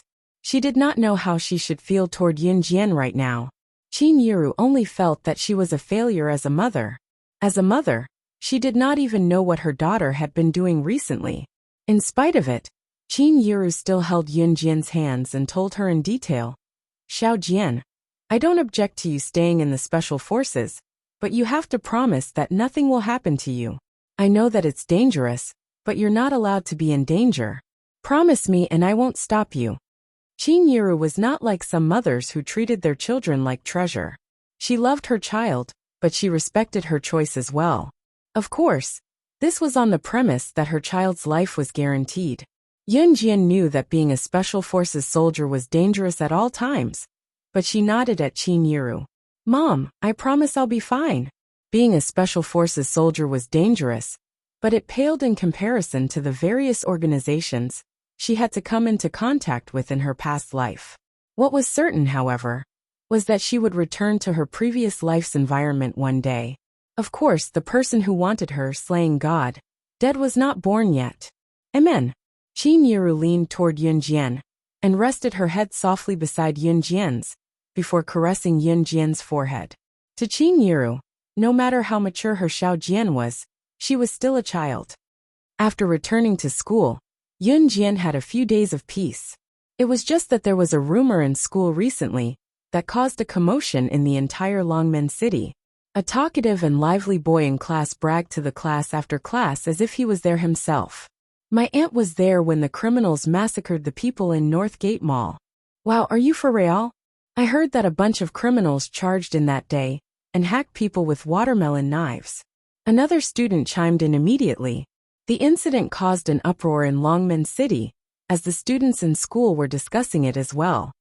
Of course it's true. My aunt said that she was standing on the 3rd floor at that time. She thought that she was done for. But guess what? In the end, they were all killed by a 15-year-old girl. F***ck, the girl's that strong. Someone else chimed in when the boy bragged just now. Yun Jian, the main character of the conversation who had just returned from the washroom, happened to pass by the students who were talking enthusiastically. Hey Xiao Jian, I remember that you went to Northgate Mall to buy clothes with your mom that day too, right? Chun Sini was engrossed in the boy's story. She suddenly recalled that Yun Jian had told her that Yun Jian had accompanied her mother to Northgate Mall to buy clothes, so she mentioned it.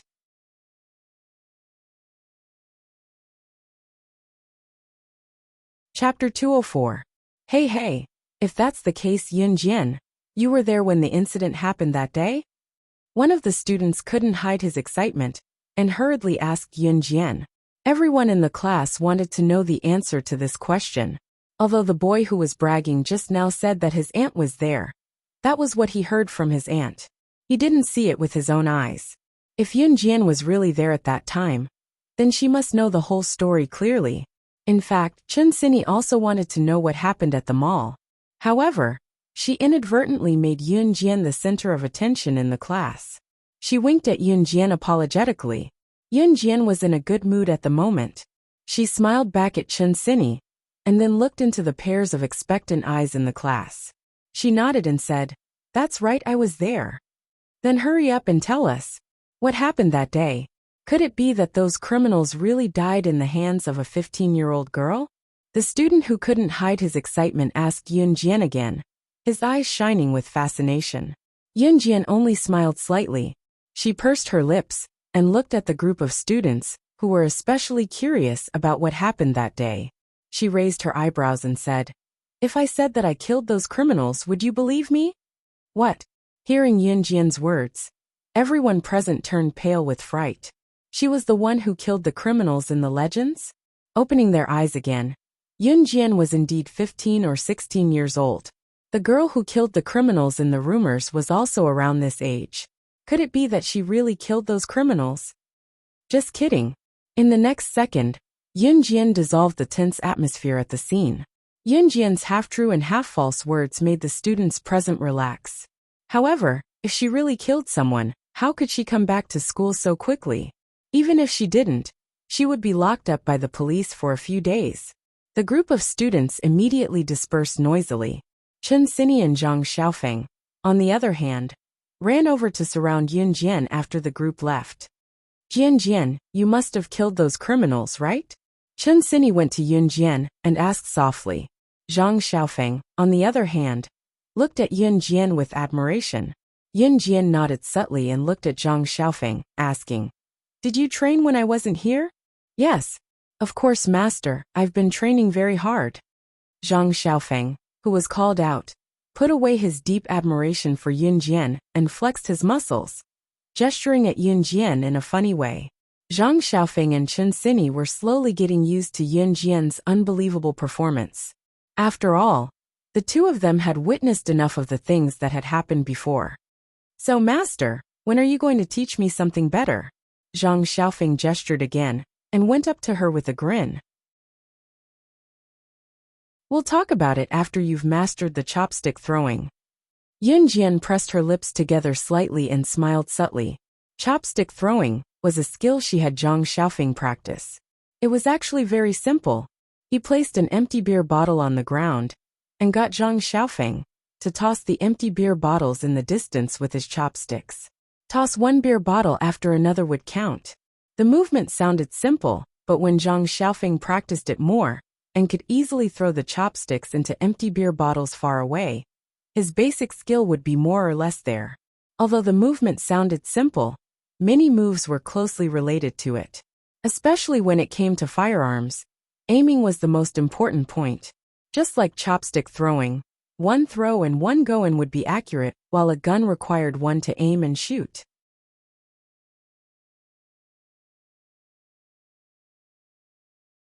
Chapter 205. Oh, Zhang Xiaofeng was disappointed when he heard that he had to practice throwing chopsticks again. However, he understood that the basics were not something that could be learned overnight. Hence, he started thinking about how to improve the accuracy of his chopstick throwing. Chun Sini made a funny face in the direction where Zhang Xiaofeng was walking.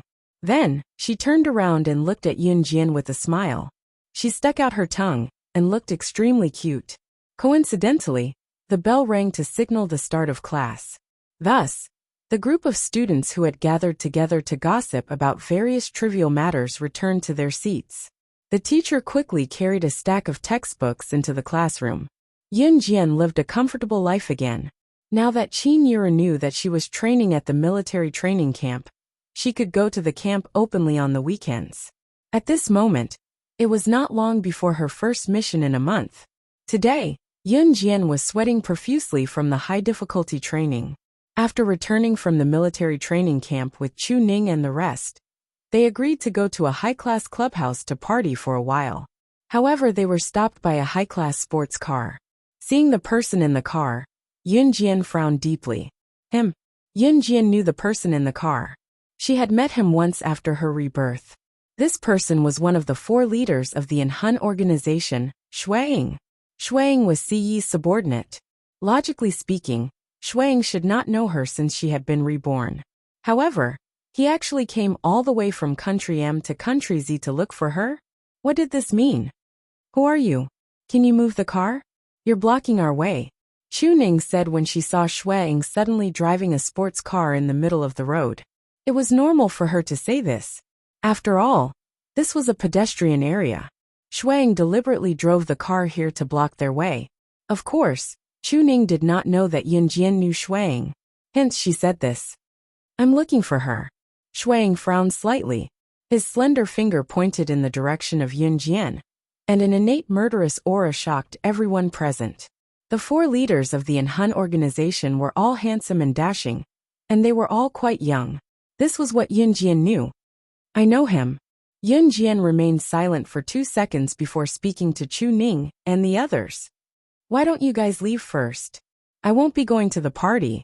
Yun Jian knew that Shuaying wouldn't come looking for her for no reason. Furthermore, it had been a long time since Ce went to the ancient tomb, and there was still no news of her. Hence, she spoke to Chu Ning and the others. Ah, you're not going? Chu Ning muttered, then pursed her lips and said, all right. Yun Jian nodded and got into Shuaying's sports car. Shuaying drove the sports car into the distance. Finally, it stopped at a quiet and deserted place. Did something happen to him? Yun Jian didn't wait for Shuaying to speak and asked hurriedly. She didn't even notice the nervousness in her voice. Shuaying frowned and nodded at Yun Jian. Then he said, Young Master entered the ancient tomb in the south with Adam and Mo Senator not long after. We lost contact with him. Our communication device was cut off. We can't contact him. Shuaying sounded serious and nervous when he said this. How long has he been in the ancient tomb? Yun Jian didn't care why Shuaying came looking for her after Ce went missing. She asked hurriedly. About 10 days. They prepared food when they went in. But if they don't come out after a long time, I'm afraid. Shuaying didn't continue. However, even Shuaying, one of the 4 leaders of Enhun organization, was so serious. Yun Jian knew that this matter was serious. The sandalwood box, and the ancient tomb in the south. What secrets did it hold? She gritted her teeth, paused, and said to Shuaying, I'll go back and prepare. Do you want to go to the ancient tomb with me?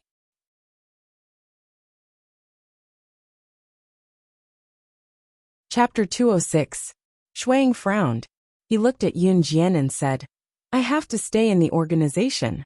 Ce had told him before that even if something happened to him, Shuaying had to stay in the organization in case someone took advantage of the situation. Actually, Shuaying did not come to Yun Jian because of Ce's instructions. He knew that Ce had no intention of hiding anything from Yun Jian. A woman that could catch the eye of his young master would naturally not be an ordinary person. That was why Shuaying came to Yun Jian to ask for help. And obviously, Yun Jian did not disappoint Shuaying. At this moment, Shuaying suddenly felt that Yun Jian and his young master were a perfect match. Okay. Yun Jian nodded. Yun Jian naturally knew what Shuaying meant. He had to stay in the Enhun organization, because the Enhun organization was similar to the Kosha mercenaries. Once all the leaders were not in the organization, those who were hiding in the dark would take action at any time. Yun Jian did not expect herself to go to the southern country so suddenly. But when she heard that something had happened to Ce, she could not sit still. A muffled voice in her heart told her that she had to find him. If he was alive, she had to see him. If he was dead, she had to see his corpse. When Yunjian came back to her senses, she had already driven her LaFerrari sports car to Country A.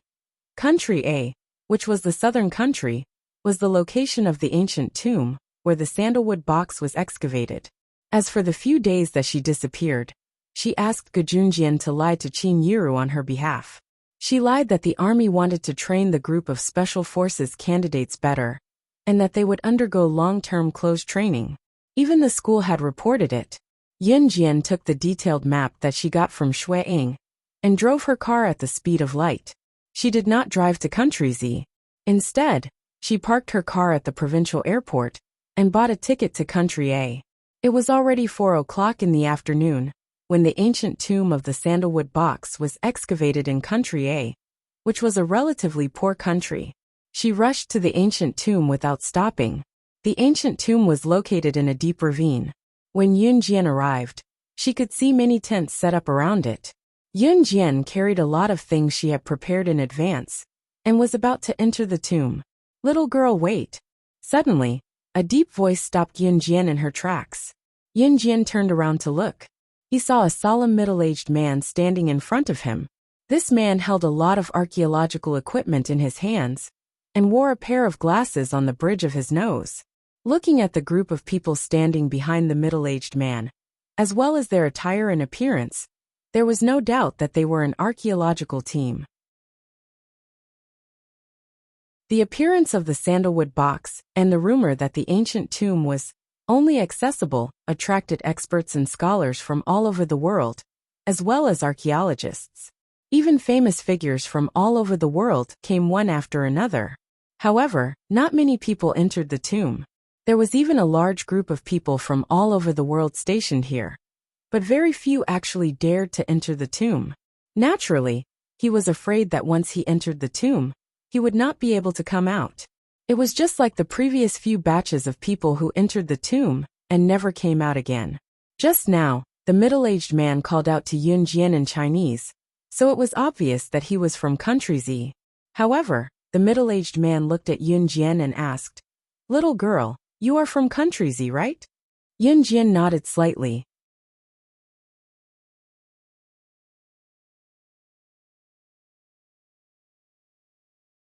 Chapter 207. The Flying Dragon Archaeological Team enjoyed a great reputation in Country Z. Even some people who weren't in the circle knew about them.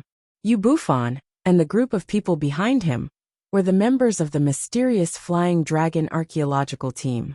Although Yunjian wasn't in the circle, she had heard about the Flying Dragon Archaeological Team. She nodded at Yu Bufan and said, "That's right, I want to enter the tomb." When Yunjian said this, not only Yu Bufan, but also the group of teammates behind him gasped. Did this little girl not know about the situation here or what? She actually said that she wanted to enter the tomb in such a relaxed tone? Didn't she know about the rumor of only entering and not leaving in the ancient tomb? "A little girl, are you alone?" Yu Bufan swallowed his saliva and asked. Actually, when Yu Bufan saw Yunjian carrying a bulging backpack just now, he casually guessed that she wanted to enter the tomb. He didn't expect her to really enter the tomb. And she was alone. "My name is Yunjian. I'm alone." Yunjian wasn't in a hurry to leave as she said this to Yu Bufan. It was her first time here, so she could get a feel of the situation here. However, there was one thing that she could guarantee. She would definitely go down this tomb. Ahem, haven't you heard of the rumor about the ancient tomb? We've been stationed here for a long time. Many people have entered the tomb, but none of them have come out alive. Even so, do you still want to enter? Yu Bufan kindly reminded her. If Yunjian wasn't from Country Z, Yu Bufan might not have stopped Yunjian. He just didn't want to see people making unnecessary sacrifices. "Yes, I have to enter." Yunjian agreed with Yu Bufan. The reason why she had to enter was firstly because of CE, and secondly because the ancient tomb contained the secret of the sandalwood box. It wasn't that she didn't want to know the reason why she was reborn. She, too, was very eager to find the answer. If she could be reborn, then if she found the secret of her rebirth, would she be able to revive her brother? Although this was just empty talk, Yunjian was willing to give it a try.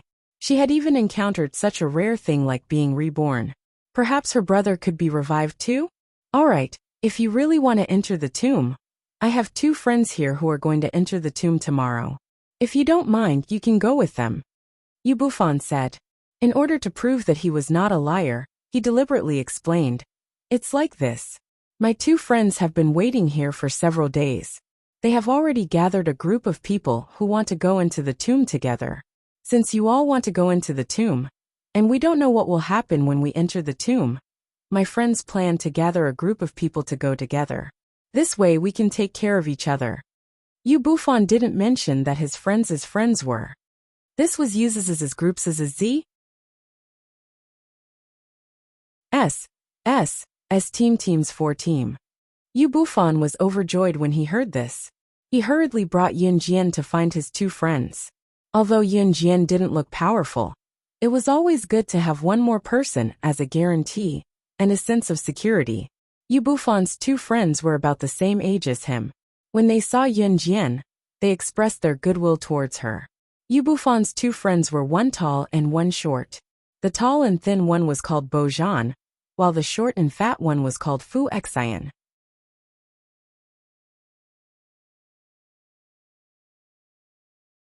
Chapter 208. Nice to meet you, welcome to the team. Bo Zhan extended his hand to welcome Yun Jian. Yun Jian nodded slightly, not intending to shake his hand. Bo Zhan did not feel awkward and changed the topic. The rest of the team will be exploring the area around the tomb tomorrow. They'll be back soon. Not long after he said that, a group of 5 to 6 people appeared in front of them. Bo Zhan pointed at Yun Jian and introduced her to them. You guys are back. This is Yun Jian, she's our new partner. She'll be going into the tomb with us tomorrow. Oh my god. She's going into the tomb. Before Bo Zhan could finish, he was interrupted by a woman who was dressed up to the nines. The woman looked surprised. She looked at Yun Jian from head to toe a few times before sighing to Yun Jian. Little girl, are you 18 years old this year? The woman made a tsk sound as she spoke. Yun Jian glanced at the woman and ignored her. The woman stood out among the group of men. After all, she was the only woman in the group who was going into the tomb. The woman's name was Yi Yenting. It was a nice name, and her facial features were not bad. However, she looked unnatural because of the pink and green foundation and eyeliner on her face. More importantly, Yi Yenting's body had a strong pungent perfume smell, which made it hard for people to like her. Plus, her tone of voice was even more repulsive. It was just that Yi Yenting did not think that way. When she saw Yun Jian ignoring her, she was infuriated. It was because Yun Jian was the only girl in the group. So Yi Yenting wanted to find a temporary friend who would not make her look like she was walking alone. That was why she talked to Yun Jian. She did not expect Yun Jian to be so disrespectful. Yi Yenting was not a pushover either. She immediately muttered to Yun Jian in front of everyone. TSK, who do you think you are? Why do you insist on following us when you're so arrogant and powerful? If you have the guts, go to the tomb by yourself. Yi Yenting was a typical, if you don't obey me, I won't let you have an easy time kind of person. However, her words did not provoke Yun Jian in the slightest. Yi Yenting, can't you behave yourself? A handsome 27 or 28 years old man, standing next to Yi Yenting, growled at her in a low voice. Then, the man looked at Yun Jian apologetically and said, Little girl, I apologize on her behalf. Please don't mind what she said. Ling Tianhao, how dare you scold me for someone else? I didn't do anything wrong. Yi Yenting saw the man apologize to Yun Jian. Her face changed and she couldn't help shouting. The man called Ling Tianhao frowned. His disgust for Yi Yenting disappeared in a flash. Other than Yun Jian, everyone present knew that Yi Yenting and Ling Tianhao were a couple. However, what they did not know was that Yi Yenting's love for Ling Tianhao was one-sided. The reason why Ling Tianhao agreed to be with Yi Yenting was that he and Yi Yenting's brother were both soldiers. They were good friends and comrades in arms. Once they were on a mission together. Yi Yenting's brother sacrificed himself to save Ling Tianhao. At the same time, he entrusted his sister, Yi Yenting, to Ling Tianhao. Ling Tianhao could not bear to refuse, so he stayed with Yi Yenting for 3 years. In these 3 years, he did not develop any feelings for Yi Yenting. Instead, he hated her more and more.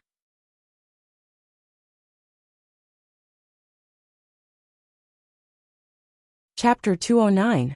Yin Jian glanced at Ling Tianhao and Yi Yenting. She could guess their relationship. She ignored Yi Yenting's aggressive words and replied to Ling Tianhao, "I don't care about the howling of a mad dog." She didn't come here to quarrel with them, so she didn't care about Yi Yenting's behavior.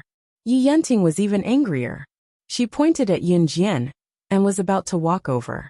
She rolled up her sleeves and pretended to fight. "You called me a dog? How dare you call me a dog? You." "Enough. Yi Yenting, do you still want to go to the tomb with us? If you say one more word, you can go home." Ling Tianhao yelled at Yi Yenting in the next second. At the same time, Ling Tianhao forcefully dragged Yi Yenting away to prevent the conflict from escalating. The rest of the people looked at each other. They were all dissatisfied with Yi Yenting. After Ling Tianhao dragged Yi Yenting away, Yin Jian got to know the rest of them as well. She also knew that they were with Ling Tianhao. "Actually, we are special forces. The man who just went over there is also one of our teammates. His name is Ling Tianhao. He was ordered to go into the tomb to investigate the situation." The man in the military posture smiled bitterly as he spoke. The man who looked like a soldier was called Sun Jianxiong. Sun Jianxiong waved his hand with a bitter smile. He waved his hand in the direction where Ling Tianhao and Yi Yenting were walking. Then he sighed and said, "Sigh, Tianhao is such a good person. How could he be involved in such a thing?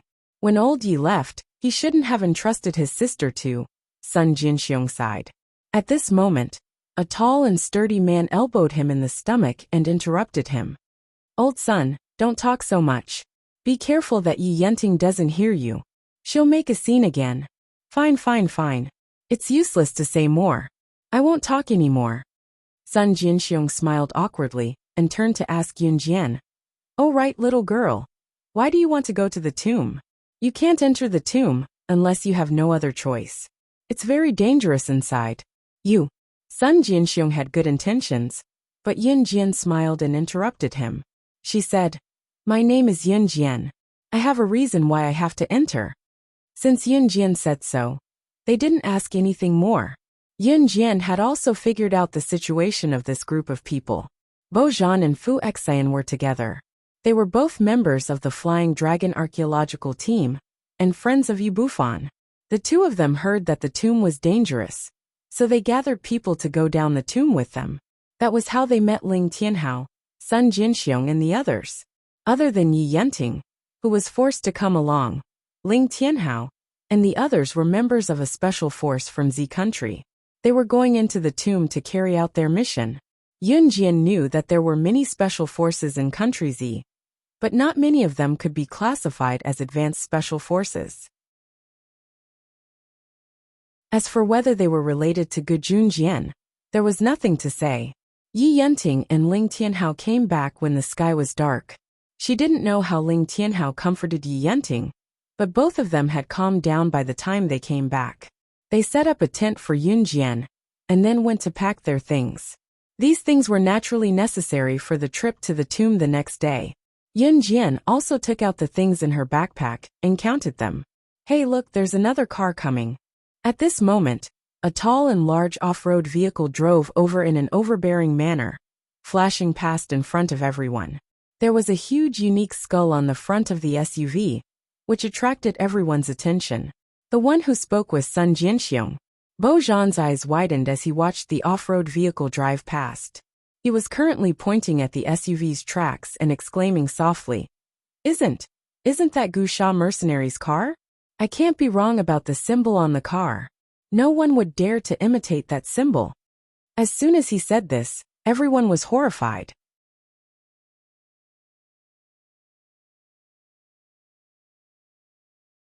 Chapter 210. Kosher Mercenaries.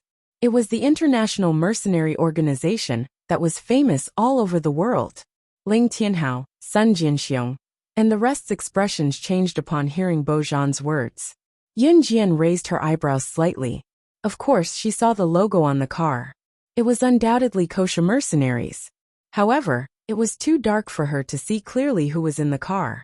What kosher mercenaries? Yi Yenting raised her eyebrows in disdain and asked. It's just a small organization. Look at how scared you are. It's not like we're in a sci-fi movie. Yi Yenting mumbled. Yi Yenting was a typical lady who was raised in her boudoir. Naturally, she had never heard of international assassin organizations. That was why she scoffed when she saw the terrified expression on everyone's faces when they heard about kosher mercenaries. Sun Jianxiong and the rest almost slapped Yi Yenting when they heard what she said. It would be fine if Yi Yenting said that to them. If she said that in front of kosher mercenaries, not only would she die, but all of them would die with her.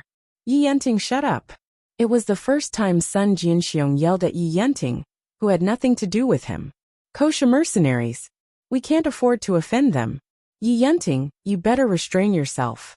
Otherwise, you don't have to come with us. Even the usually calm Fu Xian threatened Yi Yenting. With that, no one gave Yi Yenting an explanation. However, Yi Yenting really shut her mouth after hearing what everyone said. She was really afraid that Bojan and Fu Xian would refuse to bring her along. Even if Ling Tianhao wanted to bring her along, there was nothing he could do. However, Yi Yenting did not stop there. She could not help but grit her teeth in grievance. What kosher mercenaries? How could they be so powerful? Haha, she did not believe it. Everyone, pack up and rest early. We'll enter the tomb tomorrow morning, Bojan said with a frown. After everyone heard this, they immediately dispersed. Yin Jian, on the other hand, only slightly hit her lip gloss. She didn't know who from the kosher mercenaries was sitting in the off-road vehicle. Perhaps he would be able to meet them after entering the tomb. Therefore, Yin Jian went back to the tent after checking the things in the bag. He had a dreamless night. The next day, at 4 or 5 o'clock, autumn turned to winter. The sun had not risen yet, and the sky was pitch black. Yin Jian turned over and got out of bed. By the time Bojan and the rest woke up, Yin Jian was already done with her morning training and had put on all her equipment. Let's gather and depart, Bojan said once everyone was awake. Bojan then bade farewell to Yu Bufan and the rest, and the group headed towards the ancient tomb.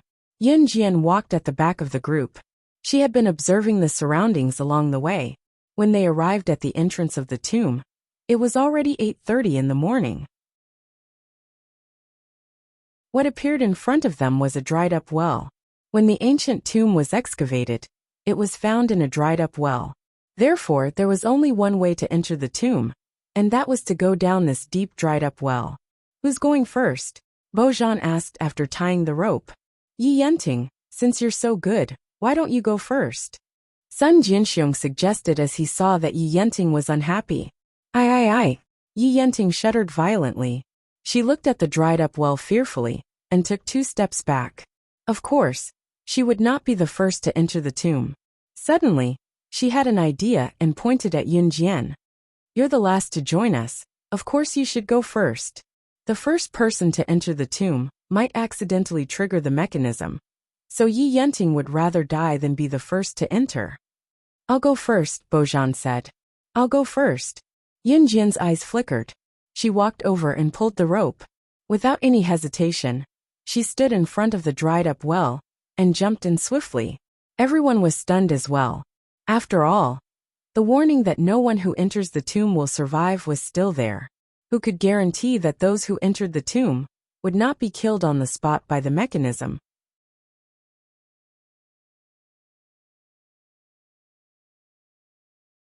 Chapter 211.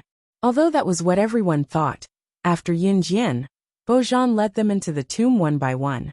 Yi Yenting was pushed into the well by Ling Tianhao. She wanted to give up when she saw how deep the well was. However, Ling Tianhao pulled her down mercilessly, and she followed suit. At the same time, Yin Jian turned on the flashlight as she was the first to enter the tomb. She looked around and found that there was a secret passage at the bottom of the well.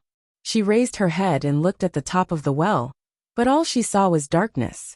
Even the sun couldn't shine through. She could not even see Bojan and the rest who were standing outside the well, let alone hear their voices. It was very strange. However, Yin Jian did not have to wait long before Bojan and the rest came down one by one. How is it? Is there a way out? Bojan asked Yunjian after he came down. At the same time, he was fiddling with the communicator in his hand. The signal was full. There's only one way. Yunjian pointed at the only passage in front of them and said, "They're all down. Let's go then." Bojan turned on the flashlight he had prepared and let Yunjian keep hers while he led the way. Yunjian did not intend to stand out. She turned off the flashlight and followed behind Bojan. Are we really leaving? This place is so dark, and it's so narrow and small." Yi Yenting swallowed her saliva in fear and looked around cautiously. "Now you know how to be afraid. You insisted on following us and said you were not afraid of anything. Now you know how to be afraid. It's too late." Sun Jinxiong could not stand it and rebuked Yi Yenting. "All right, stop talking. Let's keep up." Ling Tianhao mediated in time. He did not wait for Yi Yenting and followed the group. Yi Yenting saw that Ling Tianhao had left and quickly followed. The secret passage was very narrow and small. It was only enough for one person to walk through with a bent back. It was difficult for people who were too big to walk. Although Fu Xian was fat, it was not to the point where it was strenuous for him. "Stay close." Bojan took the lead and instructed the people behind him as he heard the sound of wind blowing. The ground was covered with a thick layer of mud. Along the way, there were many footprints on the mud. Obviously, there were many people who had entered the tomb, but none of the footprints led to the outside. After walking for about 10 minutes, Yunjian found that the deeper they went, the wider the narrow secret passage became. In the end, not only were they able to stand up straight, they could even feel the vastness in their arms. Wait, there's no way out. At the end of the journey, Bojan realized that he was surrounded by walls made of mud and rocks. There was no longer a path to continue moving forward. What? Wasn't this the only entrance? How could there be no road just like that? Did you guys go the wrong way? You're leading the way.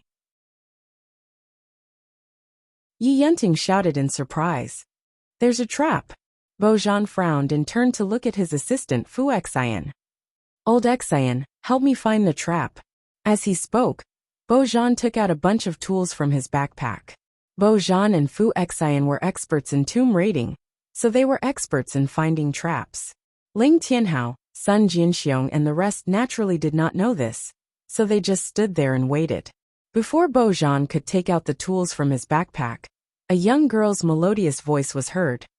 You don't have to look for it. Yunjian then walked to a corner in front and continued. The trap is here. You know where it is. Don't mess around, alright? Who do you think you are? You're so awesome. Yi Yenting already had a lot of opinions about Yunjian. Now it was as if she had caught Yunjian's weakness. She started babbling. Boom! At the same time, Yunjian had arrived at the corner. She brushed away some of the mud on the ground, revealing a small trap.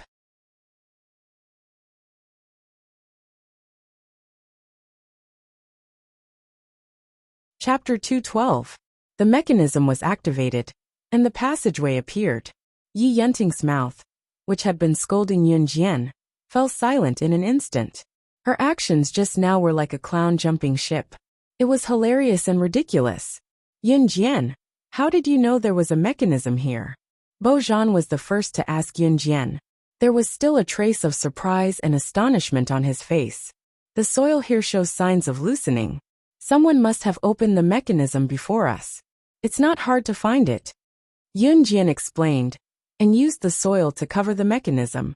If someone had opened the mechanism before, why did you cover it up? Also, why did you cover it up too? Ling Tianhao asked, puzzled. Those who came here naturally didn't want anyone to enter the tomb before them and fight with them for the treasures in the tomb. Yunjian grinned, revealing a row of white teeth. She smiled gently and explained, me too. Actually, that was not the reason why she covered the mechanism up. Bojan and Fu Xian were both expert grave robbers and experts in studying all kinds of mechanisms in tombs. Although both of them heard Yunjian's answer, they were still secretly shocked. The mechanisms in the tomb were all interconnected. If the person who entered the tomb covered the switches, there must be a reason for it. The least they could do was to avoid triggering any dangerous traps. Both of them were not surprised by Yunjian's clever explanation. They looked at Yunjian a few more times. This 15-year-old girl, whom they thought was the weakest in the group, was not simple at all. Cough cough. Let's go down. Bojan held the torchlight and went down first. Yunjian followed him again. Then the group continued walking. Boom! The strange thing was, when Yi Yenting was the last one to go down the tunnel, the mechanism behind her closed up automatically. Ah! The mechanism closed up on its own. How can this be? It closed up on its own. How are we going to get out? Is this place really like what the rumors say? It's only entry and not exit. What should we do? Are we going to die here? Yi Yenting was so frightened that she screamed. Her whole body was trembling, and her voice was getting shriller and more terrified. Shut up. If you scream again, I'll kill you first. Yunjian suddenly turned her head and glared at Yi Yenting from the spacious staircase. Yi Yenting felt a chill run down her spine, and she didn't dare to make a sound in the pitch-black underground tunnel. Yunjian suddenly became fierce because she heard voices coming from an open space at the bottom of the stairs. That's right, it was a human voice. That was why she had fiercely ordered Yi Yenting to shut up. What's wrong? Did you find anything? Bojan turned to look at Yunjian and asked. Bojan no longer treated Yunjian as a child after she had discovered the mechanism at first glance. Although the mechanism was eye-catching, even Bojan, a famous tomb raider, could not spot it at first glance. It was obvious that Yunjian was not an ordinary person. There's someone downstairs, Yunjian said with her eyes downcast. She then walked past Bojan and hurried down the stairs. Is he down there? There's someone down there? How come we didn't hear anything? Sun Jinxiong was stunned. That's because your ears aren't working well, the burly man next door replied to Sun Jinxiong with a smile. The group continued to walk down until they reached an open space. Who would have thought that at the bottom of the dry well, after the mechanism was activated, there would be a secret passage leading downwards. After going down the stairs, there was an open space that was as big as a quarter of a basketball court. At this moment, there were two groups of people gathered here. Yunjian did not find the person she was looking for when she fixed her gaze on them.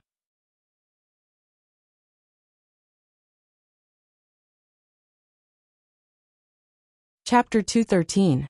Yunjian was visibly disappointed. It was within her expectations to see these people with skull markings on their arms. They were from the Kosha mercenaries, the same group that drove the off-road vehicle last night. Yunjian glanced at them and did not recognize them. This was normal. Yunjian was the boss of the Kosha mercenaries. Other than Snake, Lizard Tiger, Leopard, and some high-ranking members of the Kosha mercenaries, she did not know any of the other members in her past life. Just like Su Zetian, he was the mafia boss of Longmen City, and his status in Longmen City was unquestionable. However, he might not even be ranked in the Kosha mercenaries, let alone be recognized by Yunjian. It was a fact that these people were from the Kosha mercenaries with the skull markings on their arms. However, it was certain that they were not high-ranking members. As for the other group of people, they were all burly men in their prime. Their identities and origins were unknown. In contrast to Yunjian, the other group of people, as well as Bojan and the rest, paled when they saw the Kosha mercenaries with skull markings on their arms. They had actually bumped into the Kosha mercenaries. Tisk tsk. How lively. At this moment, the man standing at the front with the skull imprint on his arm laughed twice, and his sharp eyes turned fierce. This man was a member of the Kosha mercenaries codenamed Bear. Might. Every member of the Kosha mercenaries had their own codenames, and did not reveal their real names. Bear. Might was not a high-ranking member of the Kosha mercenaries, nor was he on the top of the list. However, he could still be ranked in the top 99 of the Kosha mercenaries. This was enough for him to be arrogant in the underworld. Every member of the Kosha mercenaries would be ranked according to their ability. Usually, the top 20 would be occupied by the high-ranking members, while the top 50 would be the super elites of the Kosha mercenaries. Those who could be ranked in the top 100 of the Kosha mercenaries could already be arrogant in the underworld. Even someone like Su Zetian could only be ranked in the tens of thousands of the Kosha mercenaries. One could only imagine Bear. Might's status. As long as he did not encounter any terrifying characters, it was enough for him to show off. Where are you guys from? Bear. Might swept his gaze across the crowd, his murderous aura making everyone lower their heads as they trembled in fear. Even Bojan and Fu Xian had to soften their stance under Bear Might's oppression. But at this moment, Yi Yenting's desperate voice sounded again. They're from the kosher mercenaries. I think they're no big deal. They're all humans with a pair of eyes, a nose and a mouth. Yi Yenting had been suppressing her anger and had nowhere to vent it. Seeing how everyone was so fearful of this Gu Sha mercenaries man, she had forgotten all about Sun Jinxiong, Fu Xian, and the rest's warning to her. In order to stand out and be the center of attention, Yi Yenting spoke up. Yin Jian narrowed her eyes and stood at the side in silence. Bear Might's cheerful expression darkened instantly after he heard Yi Yenting's belittling. Although he was arrogant, he could not bear to see others bad-mouthing the kosher mercenaries. He immediately took out a Browning pistol from his pocket and pointed it at Yi Yenting, roaring, F***CKU. How dare you insult the dignity of the kosher mercenaries? Bojan and the rest gasped at the sight of Bear Might taking out his pistol in a fit of rage. Everyone was cursing Yi Yenting for being blind and regretting agreeing to let such a foolish woman like Yi Yenting join them. Yi Yenting was so frightened that she knelt on the ground. When she saw the shiny pistol in Bear Might's hand, she was so scared that she was on the verge of collapsing. She finally understood that the few words she had casually said had brought disaster upon herself. A gun! Gun! Yi Yenting's expression changed and she stepped back. How dare you insult the kosher mercenaries? I'll send you all to hell with this bitch. Bear Might reloaded the gun domineeringly and glared at Yun Jian, Bojan, Fu Xian, Ling Tianhao and the rest. If Yi Yenting said something wrong, it would implicate everyone else. This was the reason why everyone was afraid of offending the kosher mercenaries.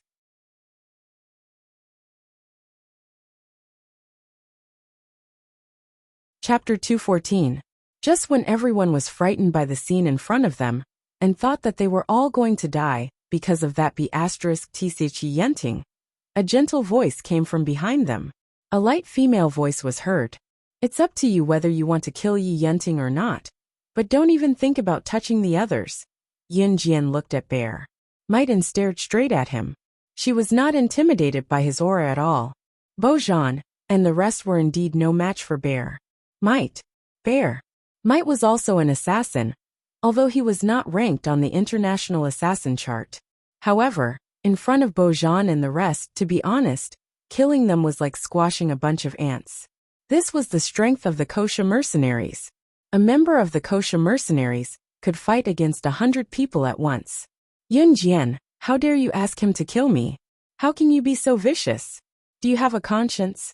If we didn't bring you in, you probably wouldn't even be able to enter this place. And now you're abandoning me. Yi Yenting was really scared when she heard that, and started to curse at Yun Jian. She did not even think about how she had failed to bully Yun Jian, and forced her to do so. And who are you? Bear Might ignored Yi Yenting's words, and looked straight at Yun Jian. His instincts told him that this girl was not simple. Even Bojan and the rest of the men would sweat and tremble in fear when they saw their guns pointed at them. Yin Jian was not moved at all. On the contrary, she stood out to vouch for the rest. Bear Might was arrogant, but he always remembered that he was a member of the kosher mercenaries. How could Bear Might, who was able to squeeze into the top 100 of the kosher mercenaries, be a decisive person who would kill without knowing the background of the other party? If that was the case, he would not have survived until now. We are not enemies. Yun Jian narrowed her eyes and looked at Bear Might from the side and replied. After saying that, she turned around and walked towards Yi Yenting under everyone's gazes. What are you doing?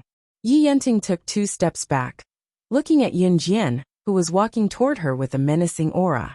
Yi Yenting retreated step by step until she reached a corner, and could no longer retreat. Has anyone ever told you that you can't afford to offend the kosher mercenaries?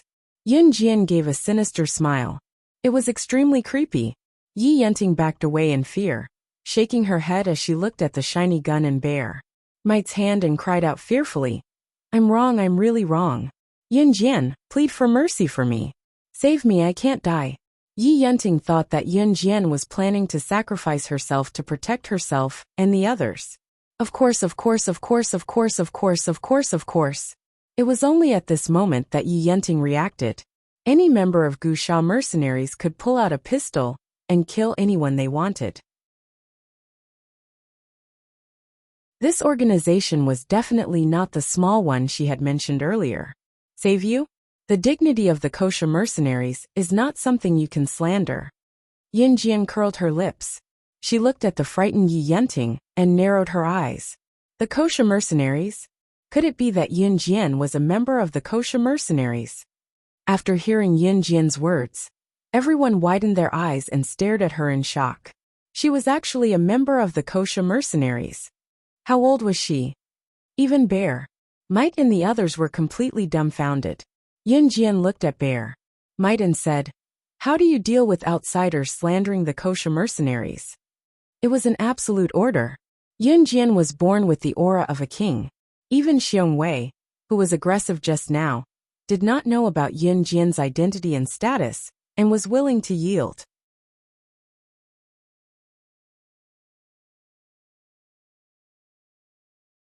Chapter 215. Anyone who slandered the kosher mercenaries will be killed without mercy. Yin Jian repeated. She stared at Yi Yunting with a murderous look in her eyes.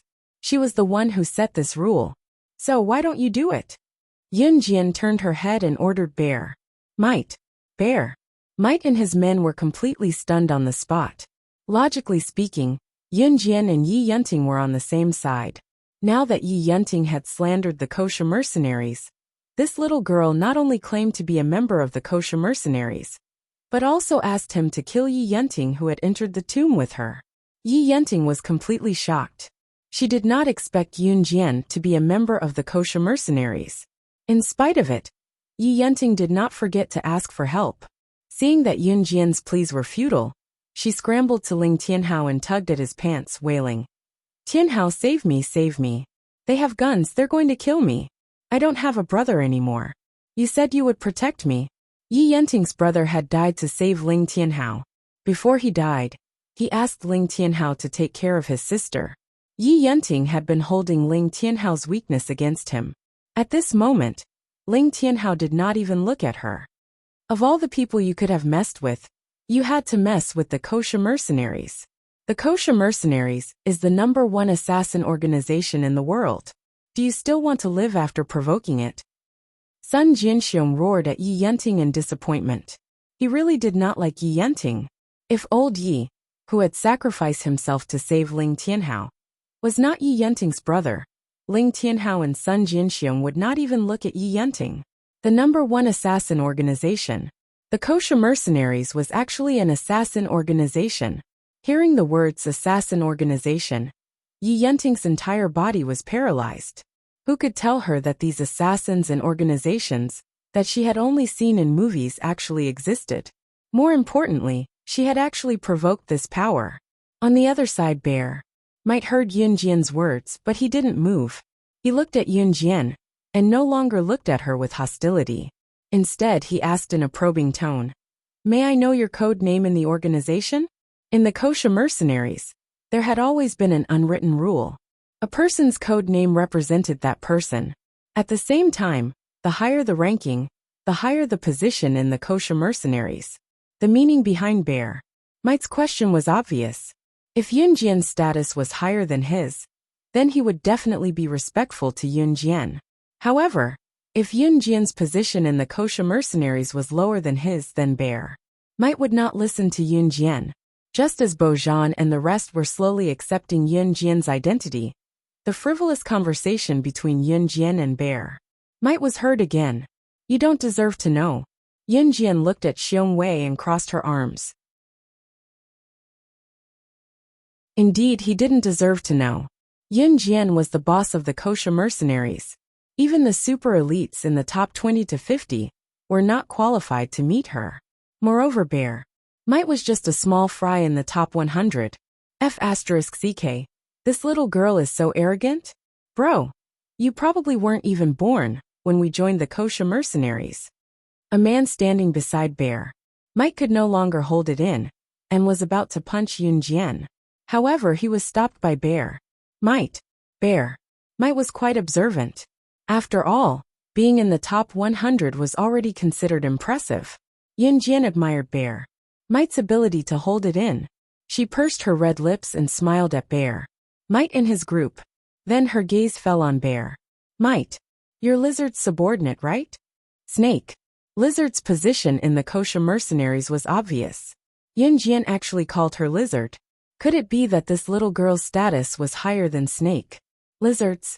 Then she was.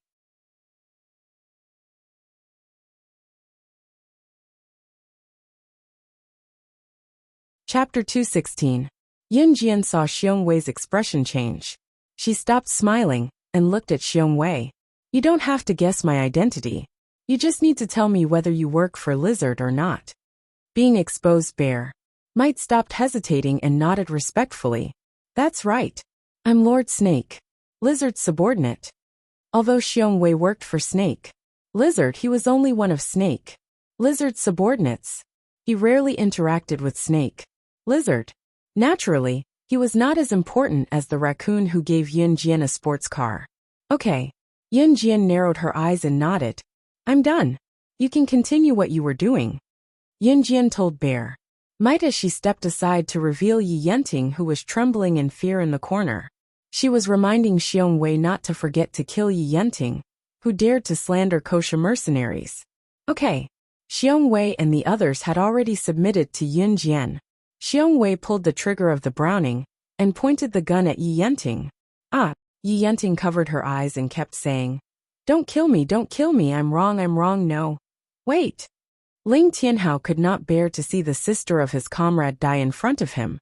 This was his promise to his comrade. Ling Tianhao was a smart man. After watching what happened, he knew that the decision of whether Yi Yenting could live or not was in the hands of Yunjian, who they had underestimated from the beginning.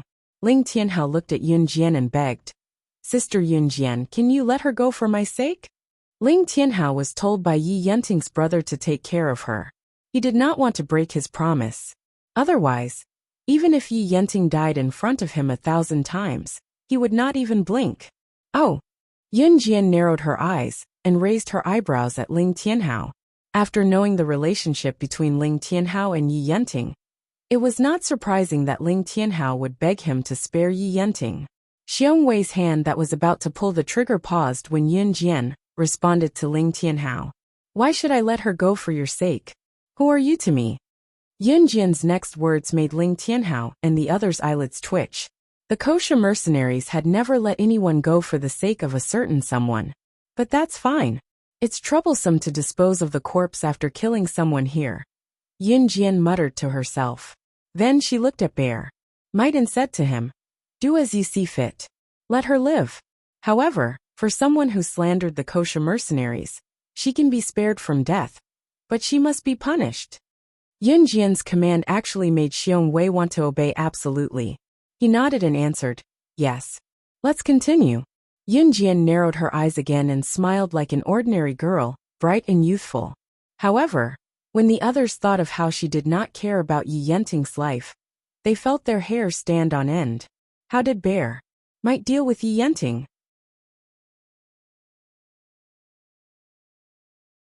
He dislocated Yi Yenting's arms and legs on the spot. Yi Yenting cried out in pain and then fainted, but no one cared about her. At least she kept her life. That was already very lucky. There's no road ahead. We've been searching here for a long time. After Bear might finish dealing with Yi Yenting, he walked over to Yunjian and said respectfully. He thought he could guess Yunjian's identity. Apart from that person, who else could have such a kingly aura?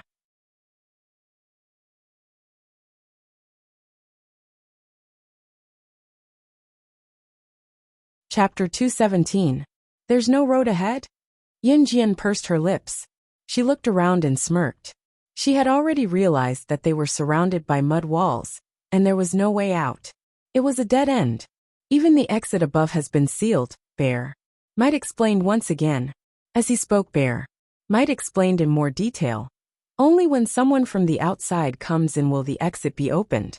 However, it will quickly merge back together. Otherwise, we will be trapped here until we die.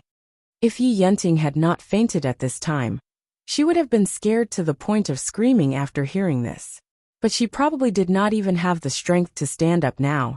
Since there's no way out, we'll blow one up. Yin Jian smirked. She turned her head and looked at Bear Might's bulging backpack. Is there a bomb? Bo Zhan and the rest were dumbfounded when Yin Jian asked Bear Might such a strange question. They were here to rob a tomb. Who would bring a bomb to rob a tomb?